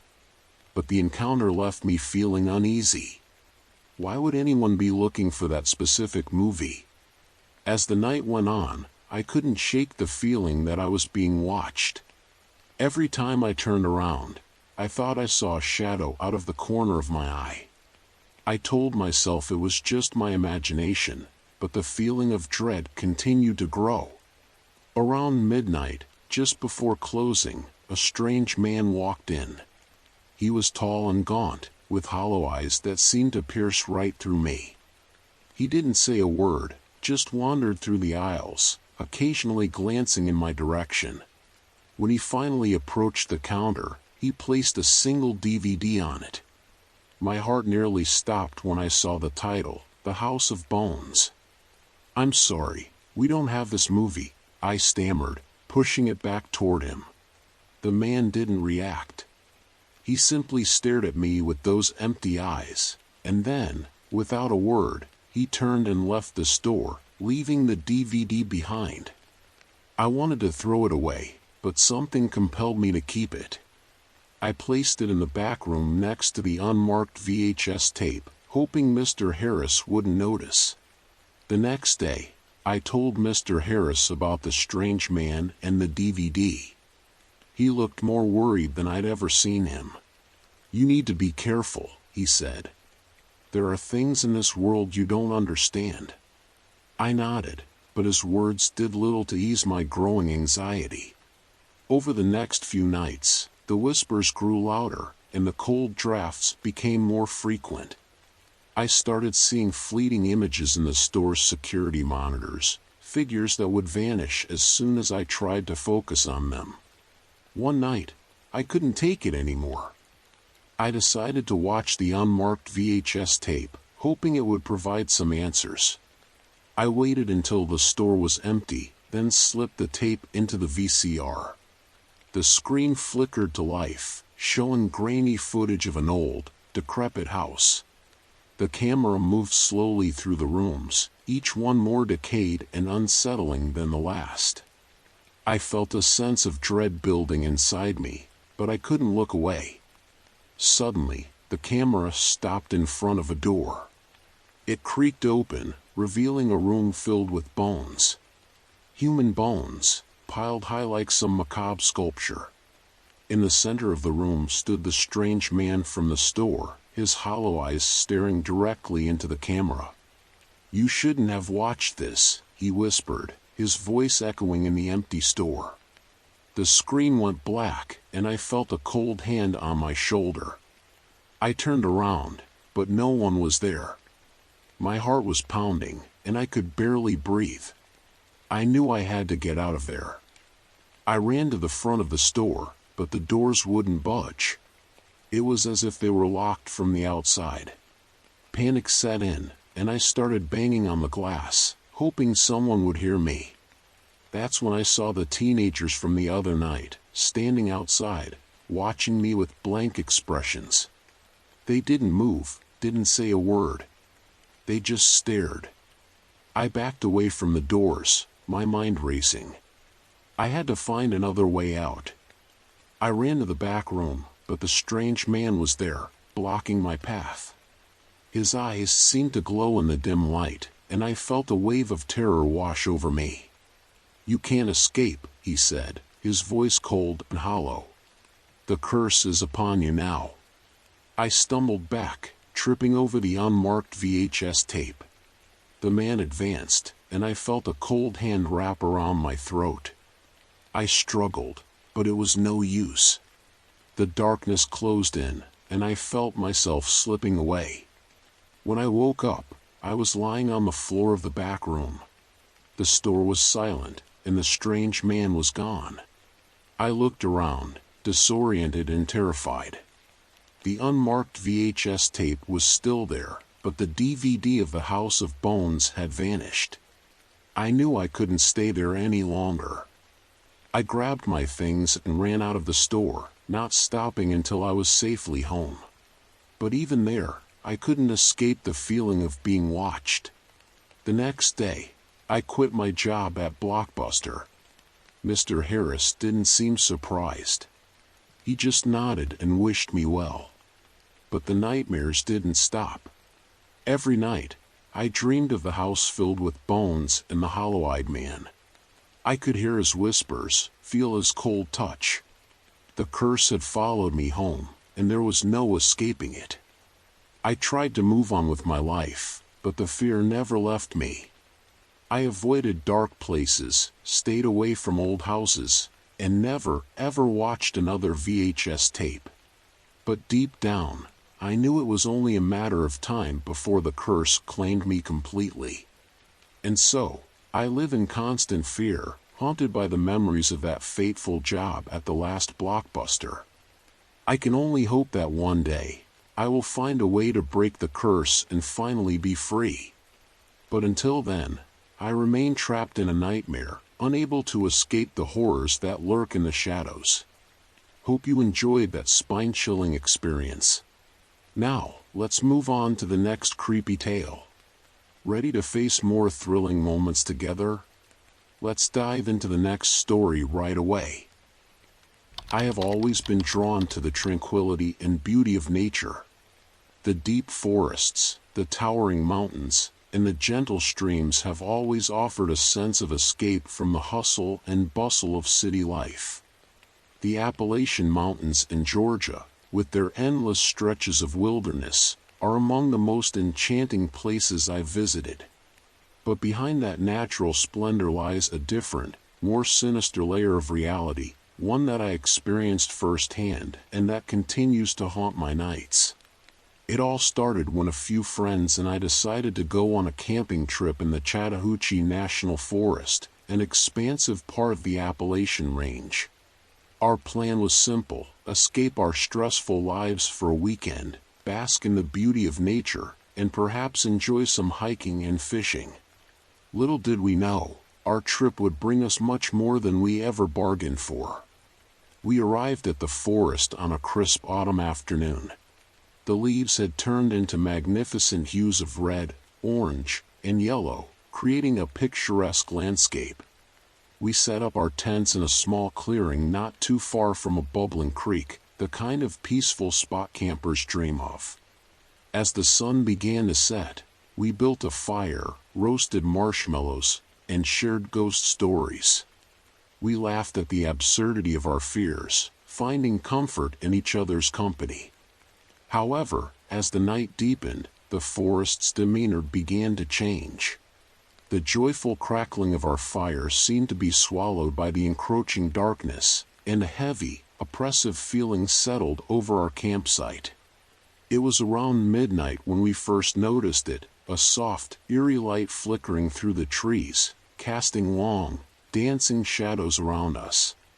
At first, we thought it was the reflection of the moon or perhaps another group of campers, but the light was strange and unnatural, almost otherworldly.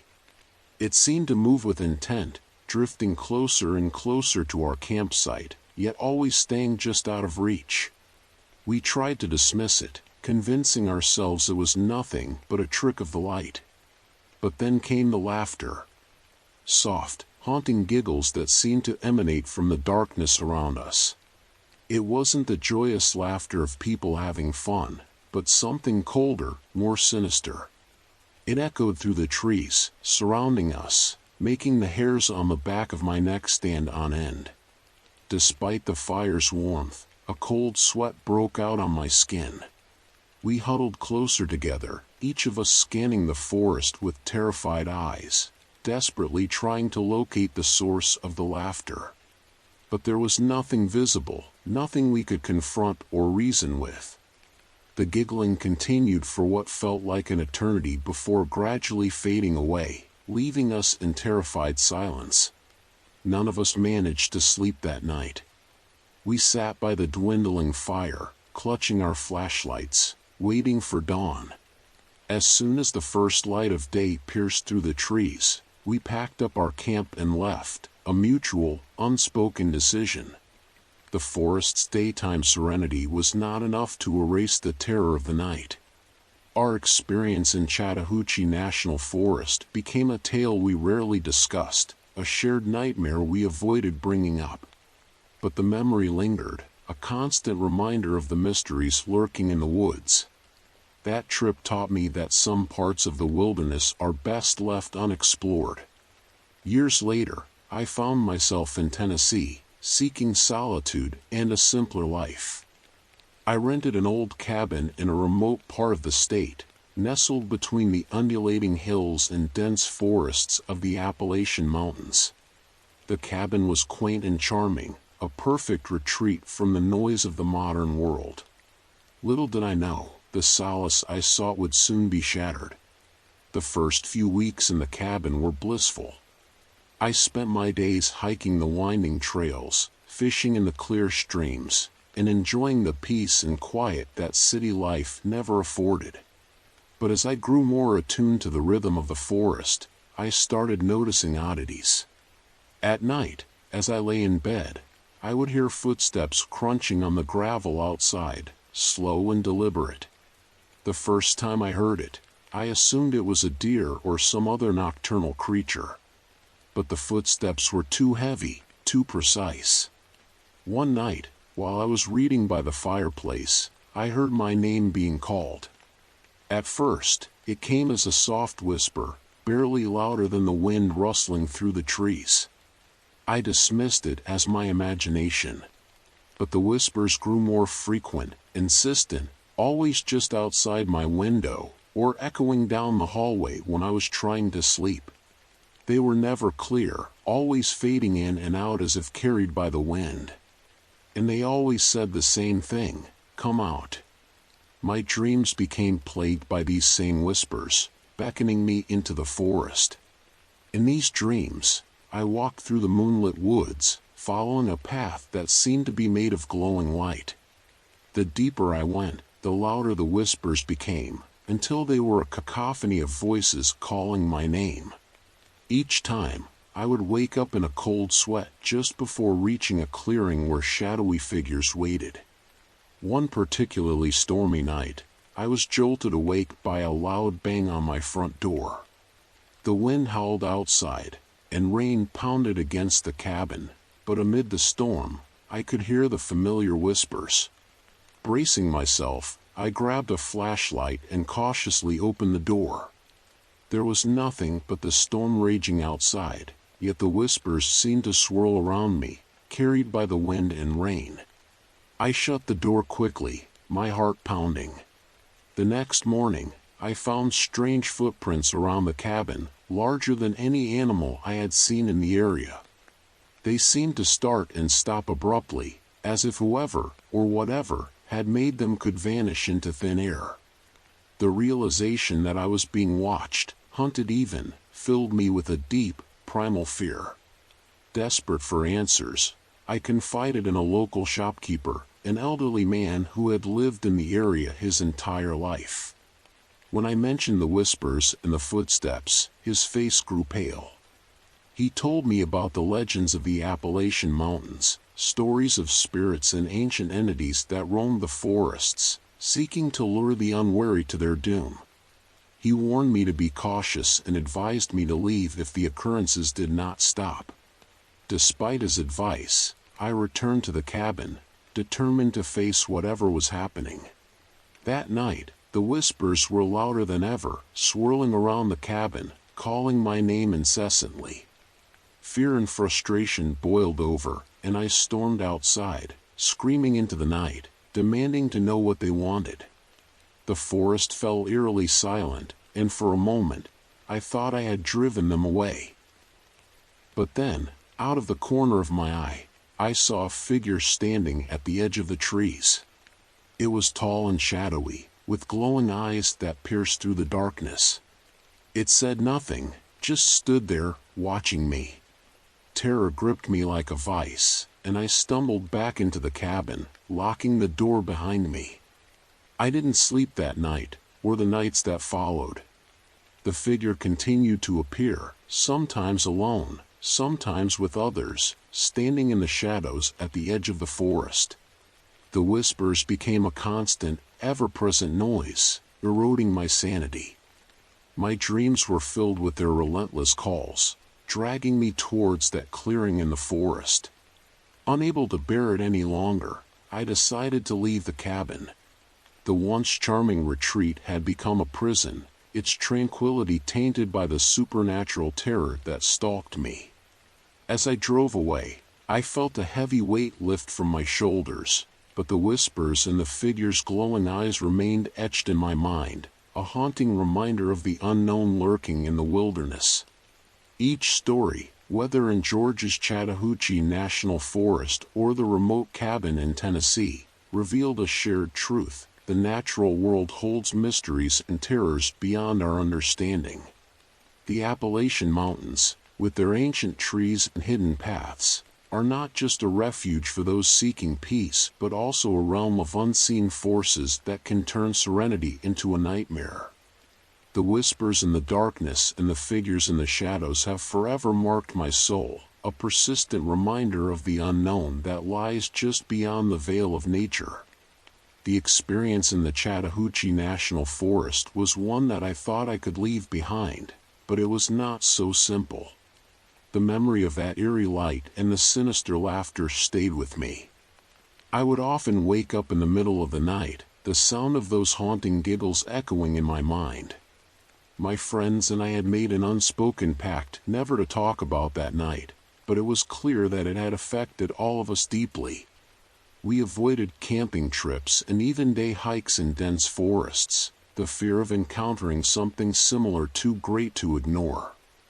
When I moved to Tennessee, I hoped that the change of scenery would help me forget. The cabin was supposed to be my sanctuary, a place where I could find peace and reconnect with nature in a positive way. For a while, it was. The days were filled with the simple pleasures of life, tending to a small garden, exploring the nearby trails, and enjoying the quiet solitude. But as the weeks passed, the oddities began to surface, slowly at first, but with increasing intensity. The footsteps outside my cabin were the first sign. They were so deliberate and heavy that I couldn't attribute them to any animal I knew of. Each night, they grew closer, circling the cabin as if whatever was out there was trying to find a way in.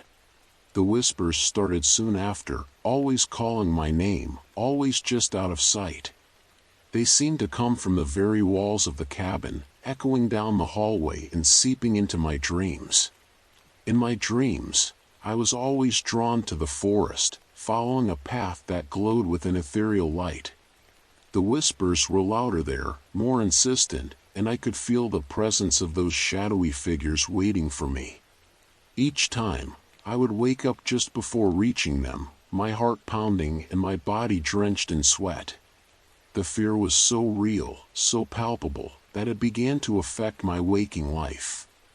I became paranoid, constantly looking over my shoulder, jumping at every sound. The night of the storm was the breaking point.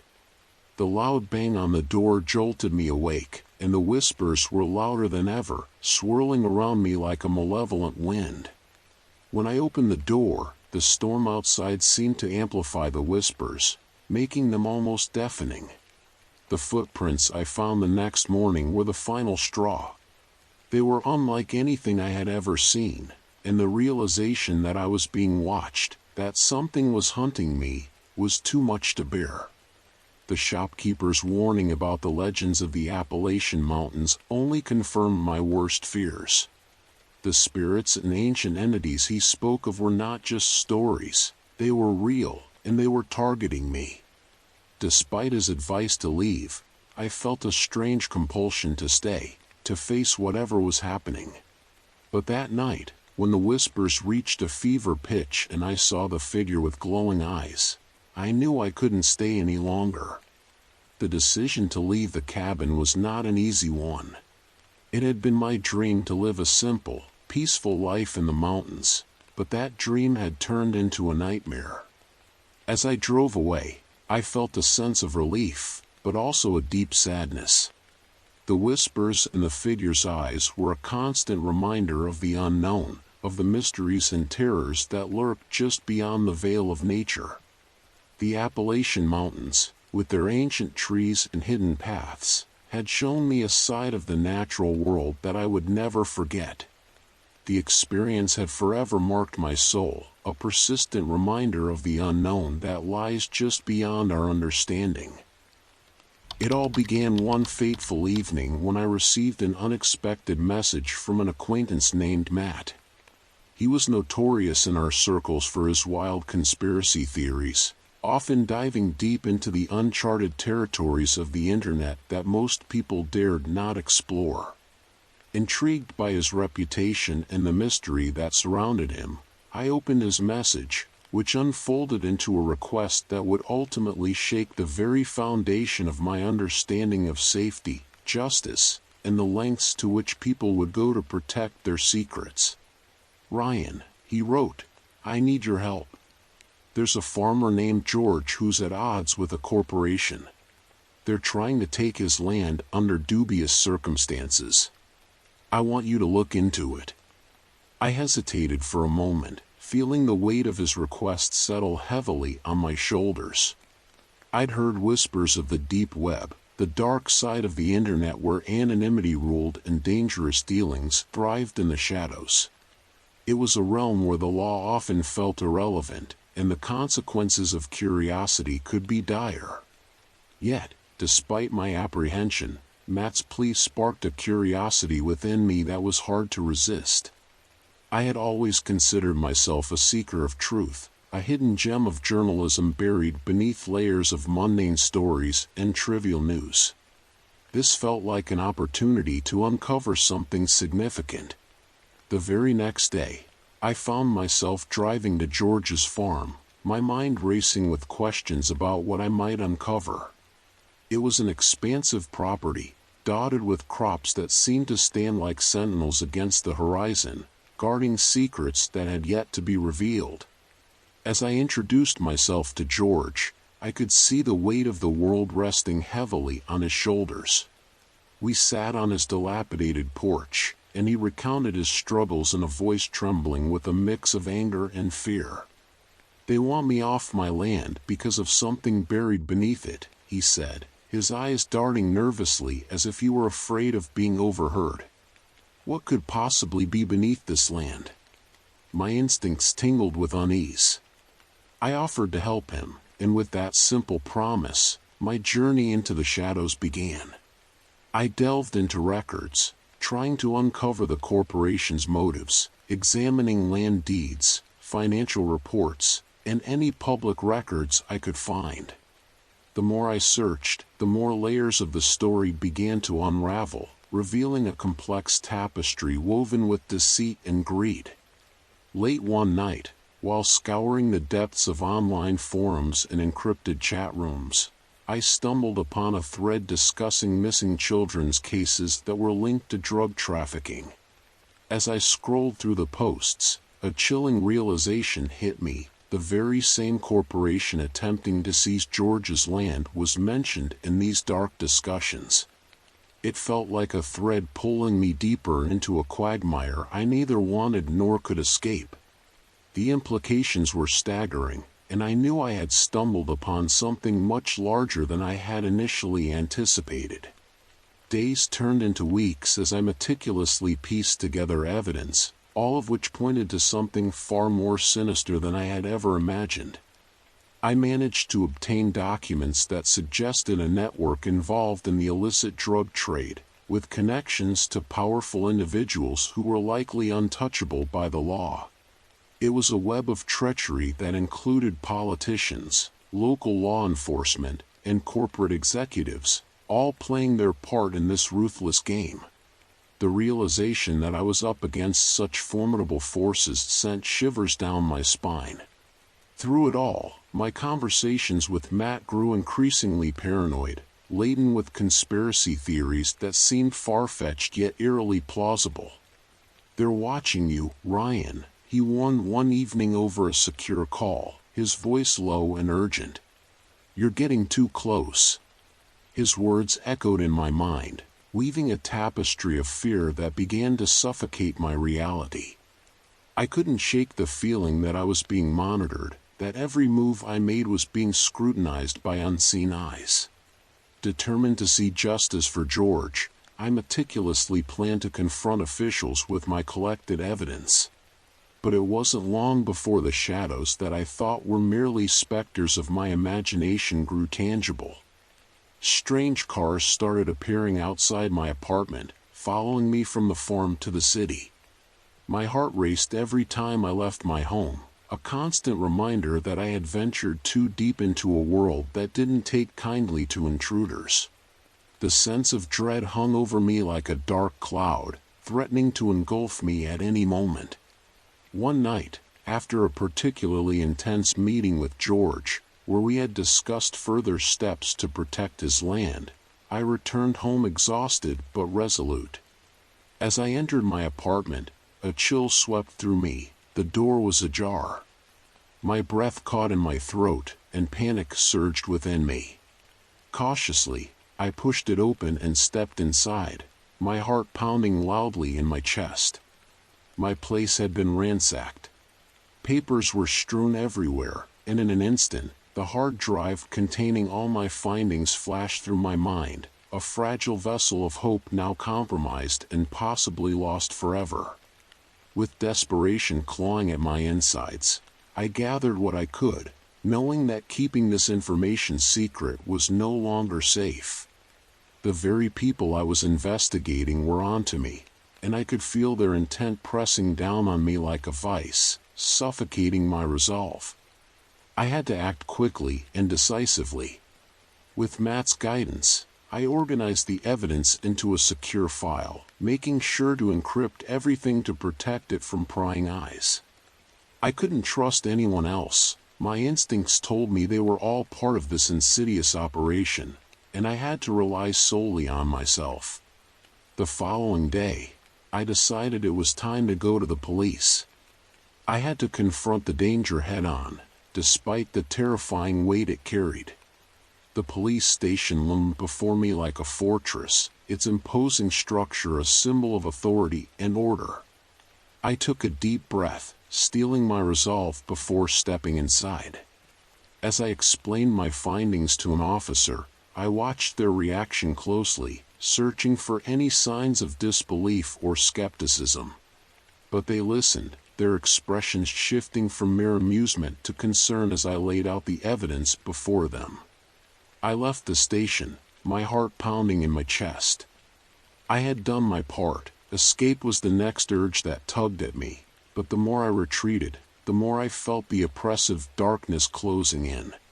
On my way home, panic set in when a black SUV pulled up behind me, its tinted windows obscuring the faces within. My heart raced as I quickened my pace, blending into a crowd, my only sanctuary. I couldn't shake the feeling that I was being hunted, a prey in a game I had unwittingly entered. Days trickled by in a haze of anxiety as I waited for updates from the police, my mind racing with worst-case scenarios. Meanwhile, I couldn't shake the feeling that I was being hunted. Every shadow seemed to whisper threats, every alley felt like a trap waiting to ensnare me. I spent restless nights haunting the internet forums, searching for any news related to the case, hoping to find protective information on George's plight that could help us both. One evening, a chilling post caught my eye. It detailed a group bent on silencing whistleblowers, paying hefty sums for removing them from the narrative. My blood ran cold. My name was in the public domain, shared amongst conspirators who would stop at nothing to protect their interests. I felt like a rat in a cage, no more holes to escape through, no way out of this nightmare. Realizing that I had to act, I devised a plan. I needed to alert the media, to bring the story to the forefront of public consciousness. I reached out to a local journalist, someone I trusted implicitly, and explained the precarious situation I found myself in. The weight of the world lingered on my shoulders as we discussed potential angles for a story that could expose the conspiracy and bring justice to those affected. Finally, the article went live, a bombshell that made waves across social media platforms, drawing attention from all corners. Readers joined the chorus, demanding justice for the missing children and accountability for the corporation that had been operating in the shadows for far too long. My hope was ignited. Perhaps there was a way to shine light on the darkness I had unearthed and bring about real change. However, as the article spread like wildfire, so did the threat against me. I started receiving anonymous messages warning me to back off or face dire consequences. My heart raced. I knew I was in their crosshairs now. I had awakened a monster, and it thrived in shadows, feeding on fear and silence. Even still, I refused to shrink away from the truth. With the support of others rallying against the injustice, I began organizing a protest outside the corporation's headquarters. I wanted to make noise, to demand transparency and bring attention to the farmers like George, whose lives were torn apart by greed and corruption. The thought of standing alongside others who shared my determination filled me with a renewed sense of purpose. The day of the protest was a surreal experience, a whirlwind of emotions as I held a sign that read "Our land, our children." I marched alongside activists, feeling a shared determination thrumming through the crowd. The energy crackled with a promise of change, and I hoped that maybe, just maybe, we would break through the darkness that had enveloped so many lives. As we chanted and marched, I could feel eyes upon us, those from the corporation, judging our every move, their presence a constant reminder of the danger we faced. I knew the threat was real as they stood on the fringes, watching, waiting for an opportunity to strike. Yet, the thrill of standing for something greater drowned out my fears, igniting a fire within me that I had never felt before. Days turned into weeks as the protests continued, gaining traction and drawing more attention. Media coverage brought light to the story and kept the pressure on local authorities to act. Slowly but surely, the police began to act upon the evidence we compiled, launching a full-scale investigation into the corporation's illicit activities and the network of corruption that had allowed them to operate unchecked. Finally, after what felt like an eternity, a breakthrough occurred. Authorities arrested several key figures involved in the drug trafficking network, explorers of the dark side that had long been hidden from view. I could hardly contain my elation as the news spread like wildfire, igniting hope in the hearts of those who had long suffered in silence. But even in triumph, shadows lingered. I still had to watch my back, knowing that they were not finished. The fight had only just begun. As I wrote this, I realized I had emerged as a target, a person whose courage had stirred the monster from its den, awakening forces that would stop at nothing to silence me. Yet, I also felt transformed, a witness to the fragility and resilience of truth. The deep web had revealed to me not just the darkness, but the strength required to illuminate it. I would continue to stand against those who masked their intentions in shadows, gathering others brave enough to step into the light and join the fight for justice. This story isn't just mine, it belongs to everyone swept up in the chaos of secrecy and power. And as long as we breathe, we will refuse to be silenced, for together, we are stronger than the darkness that seeks to envelop us. We will shine a light on the truth, no matter the cost. I had always found myself irresistibly drawn to the internet's shadowy corners, those hidden realms where the light of conventional knowledge barely penetrated. The deep web beckoned me like a siren, whispering promises of forbidden knowledge and tantalizing secrets that lay far beyond the sterile and mundane surface web that most people occupied. I spent countless nights engrossed in various forums, engaging with others who were equally captivated by the thrill of anonymity and the allure of the unknown.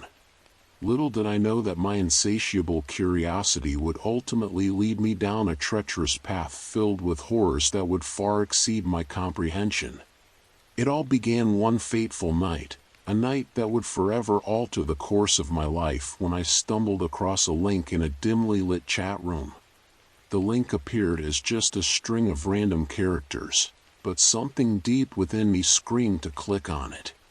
My heart raced with a mix of fear and excitement as a dark page opened before me, adorned with unsettling imagery and cryptic text that seemed to pulse with a life of its own. The page contained an input box, challenging me to submit a phrase that, if correct, would grant me access to untold secrets hidden in the depths of the internet. Against my better judgment and fueled by a reckless desire for discovery, I typed in the words "truth reveals," pressing enter without a second thought. The screen flickered ominously, and I watched in a mix of horror and fascination as it transformed before my eyes. A series of disturbing videos began to load, each more unsettling than the last. They depicted grotesque human experiments, conducted in dimly lit laboratories where the line between science and insanity blurred until it became almost indistinguishable. I felt a nagging dread settle in my gut as the subjects writhed in agony, trapped in a twisted quest for knowledge or power that seemed to have no moral boundaries. As I continued clicking through the videos, a deeper sense of unease settled in my gut, like a heavy stone that refused to dislodge. It wasn't just the horrific content that disturbed me, it was the unsettling realization that I was not alone in this digital abyss. I sensed a presence watching me, lurking just beyond the shadows of my screen, and my heart thumped wildly in my chest as I told myself it was merely paranoia. After all, I was just a faceless figure behind the glow of a computer screen, hidden from the world outside. I tried to shake off the feeling, diving back into the abyss of videos and images. Yet, with each click, it became harder to ignore that chilling sensation creeping up my spine. Then came a moment that froze my blood in my veins.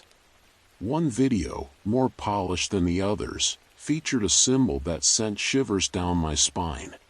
It was a sigil, some intricate design I had seen before while reading about occult practices and dark rituals. It belonged to a cult rumored to operate in the depths of the deep web, a group that thrived on fear and manipulation. This surreal realization crashed over me like an icy wave. I was not merely an observer in this twisted world. I was a target, marked by forces I could barely comprehend. Panic took hold of me, and I attempted to log off, desperate to escape the horrors I had unleashed upon myself. But as soon as I did, my screen flickered violently, as if responding to my fear. A message appeared, bold and red. You shouldn't have looked for the truth. In that instant, time felt suspended. My breath hitched in my throat as the weight of those words pressed down on me like a heavy shroud. I was in it now. I had crossed a line from which I couldn't return, and there was no going back. A quick inspection of my surroundings reassured me of my physical safety, but I felt the invisible fingers of dread wrap around my throat, squeezing tighter with each passing moment. My phone buzzed suddenly, a shocking interruption that made me jump. A text notification flashed on my screen, an unknown number, "We see you." I stumbled back from my desk as if struck by lightning. Could this be a twisted prank, a cruel joke played by someone who had stumbled upon my curiosity? The rational part of my mind struggled against the encroaching shadows of fear that threatened to consume me. I debated calling the police, but deep down, I knew that in a world this dark, any help would likely come too late, or not at all. My instincts told me that I was dealing with something far more sinister than a mere prank. I took a deep breath, trying to collect my thoughts and regain some semblance of control. I needed to act, to hide, to protect myself from whatever darkness loomed just beyond my reach. Rushing through my apartment, I closed the curtains tightly, dimming the light and creating a cocoon of safety around me.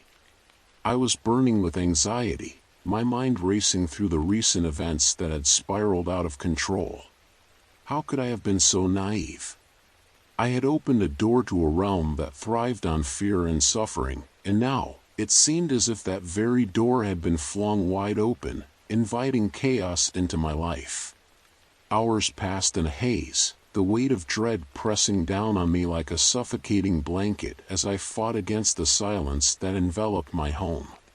The world outside felt foreign, sinister, and threatening, as if the very air was charged with malevolence. I couldn't shake the feeling that eyes were watching me, hidden in the shadows just beyond my reach, waiting for the perfect moment to strike. Then my phone buzzed again, and my heart raced in response. I hesitated before checking. What more could they want from me? My hands trembled as I picked it up, bracing myself for the worst. The message was simple, yet it sent chills down my spine. "We will find you." I felt bile rise in my throat, the taste of fear bitter and acrid. I was being hunted by an entity whose very existence seemed to shatter the boundaries of what I thought was real. The minutes dragged into hours, and my mind began to unravel, a tapestry of terror woven with threads of anxiety and despair. I couldn't help but think of the videos, the experiments, the people. What had happened to them? Were they still alive, held captive somewhere just beyond my comprehension, their fates intertwined with my own? Reality felt like a fragile construct, a house of cards teetering on the brink of collapse as I sank deeper into despair. Every creak of my apartment filled me with dread, each sound amplified in the oppressive silence. Why had I ever clicked that link? Committing that single act of curiosity had now turned my life into a waking nightmare, a descent into madness from which there seemed to be no escape. Suddenly, my computer screen flared back to life, startling me from my thoughts.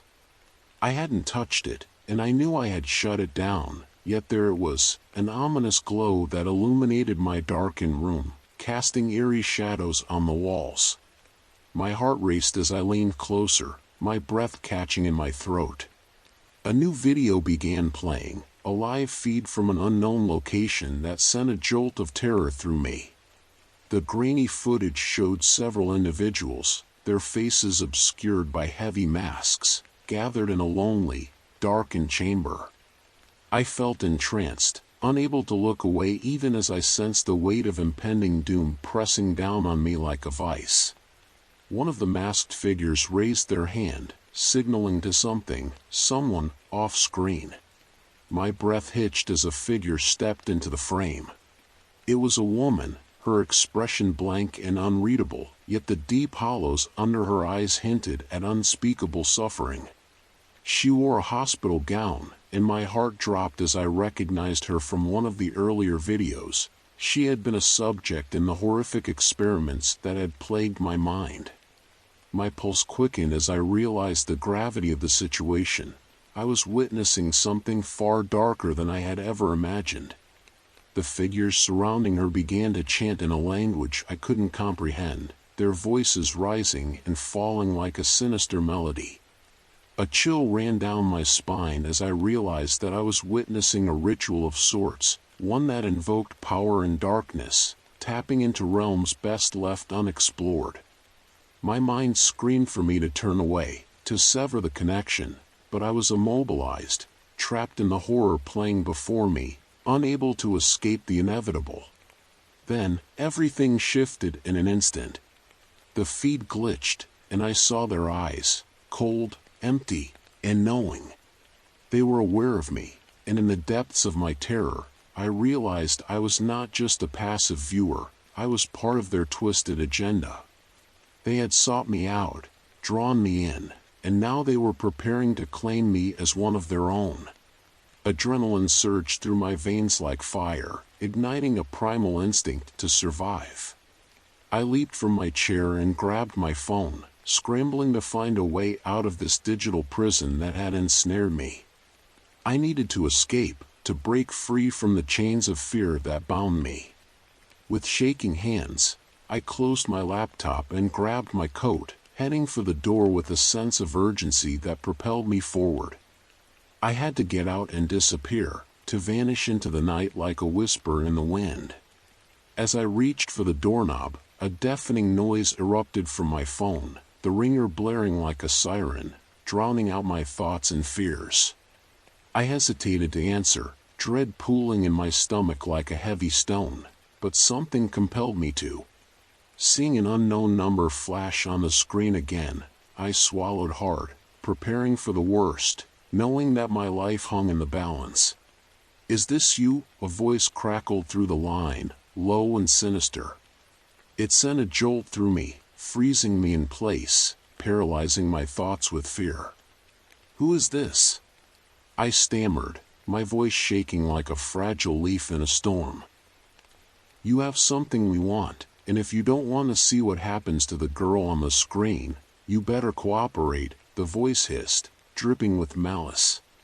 A chill swept over me as the gravity of their threat sank in like a heavy anchor, pulling me down into the depths of despair.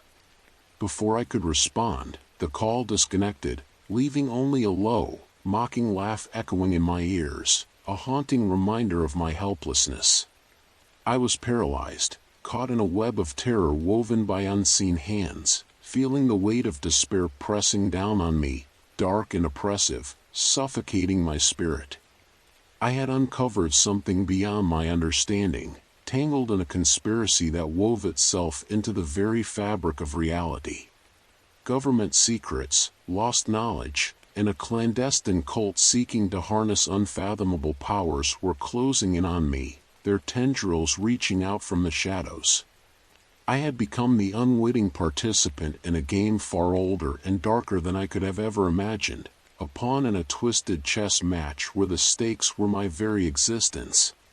As the minutes passed, I knew I needed to do the unthinkable. I had to leave everything behind. My home, my identity, everything I knew was now tainted by this dark brush, stained with the horrors I had witnessed. There was only one option left, to invoke the same anonymity I had willingly embraced in pursuit of the truth, to become a ghost in the digital landscape. With newfound determination, I gathered only the essentials: my phone, a small amount of cash, and a few personal items, and slipped out the back door, hoping to evade the already waiting eyes that I felt were watching my every move. I moved through back alleys, drawn deeper into the shadows, the city lights casting ominous shapes across my path. I couldn't shake the feeling of being pursued, the knowledge that they could be right behind me, watching every step I took with malicious intent. As I wandered through the chaos of the city, I came across an underground community, a network of individuals who had also delved too deeply into the dark web, each with their own stories of terror, survival, and secrets hidden away from the prying eyes of the world. Maybe they could help me disappear, help me find a way to escape the clutches of the darkness that threatened to consume me whole. With trembling hands, I reached out to them through encrypted channels, sharing my horrifying experience while seeking refuge from the storm that raged within me. To my relief, they responded quickly, guiding me through the steps needed to erase my digital presence, to become a ghost among the living, hidden from those who sought to harm me. I took every precaution, meticulously severing ties with my past life. It was a painful process, filled with second-guessing and sleepless nights, but I knew there was no turning back. Each file deleted, each social media account disabled was a step farther from the nightmare threatening to engulf me, a small victory against the overwhelming tide of fear that sought to drown me. As I settled into my new life, I couldn't escape the lingering thoughts that kept me awake at night, haunting my dreams like a specter. The woman in the video haunted my thoughts, her hollow eyes searching for solace in a world that had turned its back on her. What had happened to her? Was she still alive, still trapped within that dark chamber of secrets, her fate intertwined with mine? I had been too focused on preserving my own existence to consider the fates of those who had crossed the cult's path before me, their lives reduced to mere footnotes in a story that was far from over. Despite my best efforts to move forward, thoughts of the cult clung to me like a shadow, refusing to let go. Whispers on forums hinted at their growing influence, their machinations reaching farther than I initially realized, with implications that spiraled into the highest echelons of power and secrecy. My cowardice knotted in my gut, driving me to the precipice of dread, a relentless reminder that I could never truly escape the darkness that lurked just beyond my reach. After months of hiding, I decided I had to investigate further, to confront the demons that haunted me. I yearned to uncover the truth that had ensnared me, to find answers for the nameless victims whose lives had been shattered by the machinations of the cult. So, I gathered what little intel I could through my underground network, focusing on the cult's intricate web and its potential ties to governmental corruption that ran deeper than I could have ever imagined. Late one night, fueled by a mixture of fear and determination, I cracked the code of a forum dedicated to documenting the cult's secrets and searching for those who had gone missing. As I read through personal accounts, clippings, and mentioned names, the pieces slowly began to align, forming a tapestry of horror that made my blood run cold. The truth, twisted and convoluted, hinted at an overwhelming conspiracy that reached into the very heart of society.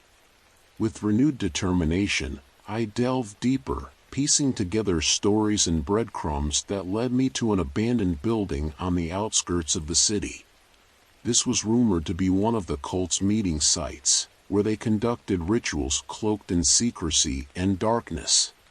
My pulse quickened as I approached, every instinct telling me to turn around, to flee, but a morbid curiosity pulled me forward, urging me to uncover the truth that lay hidden within those crumbling walls.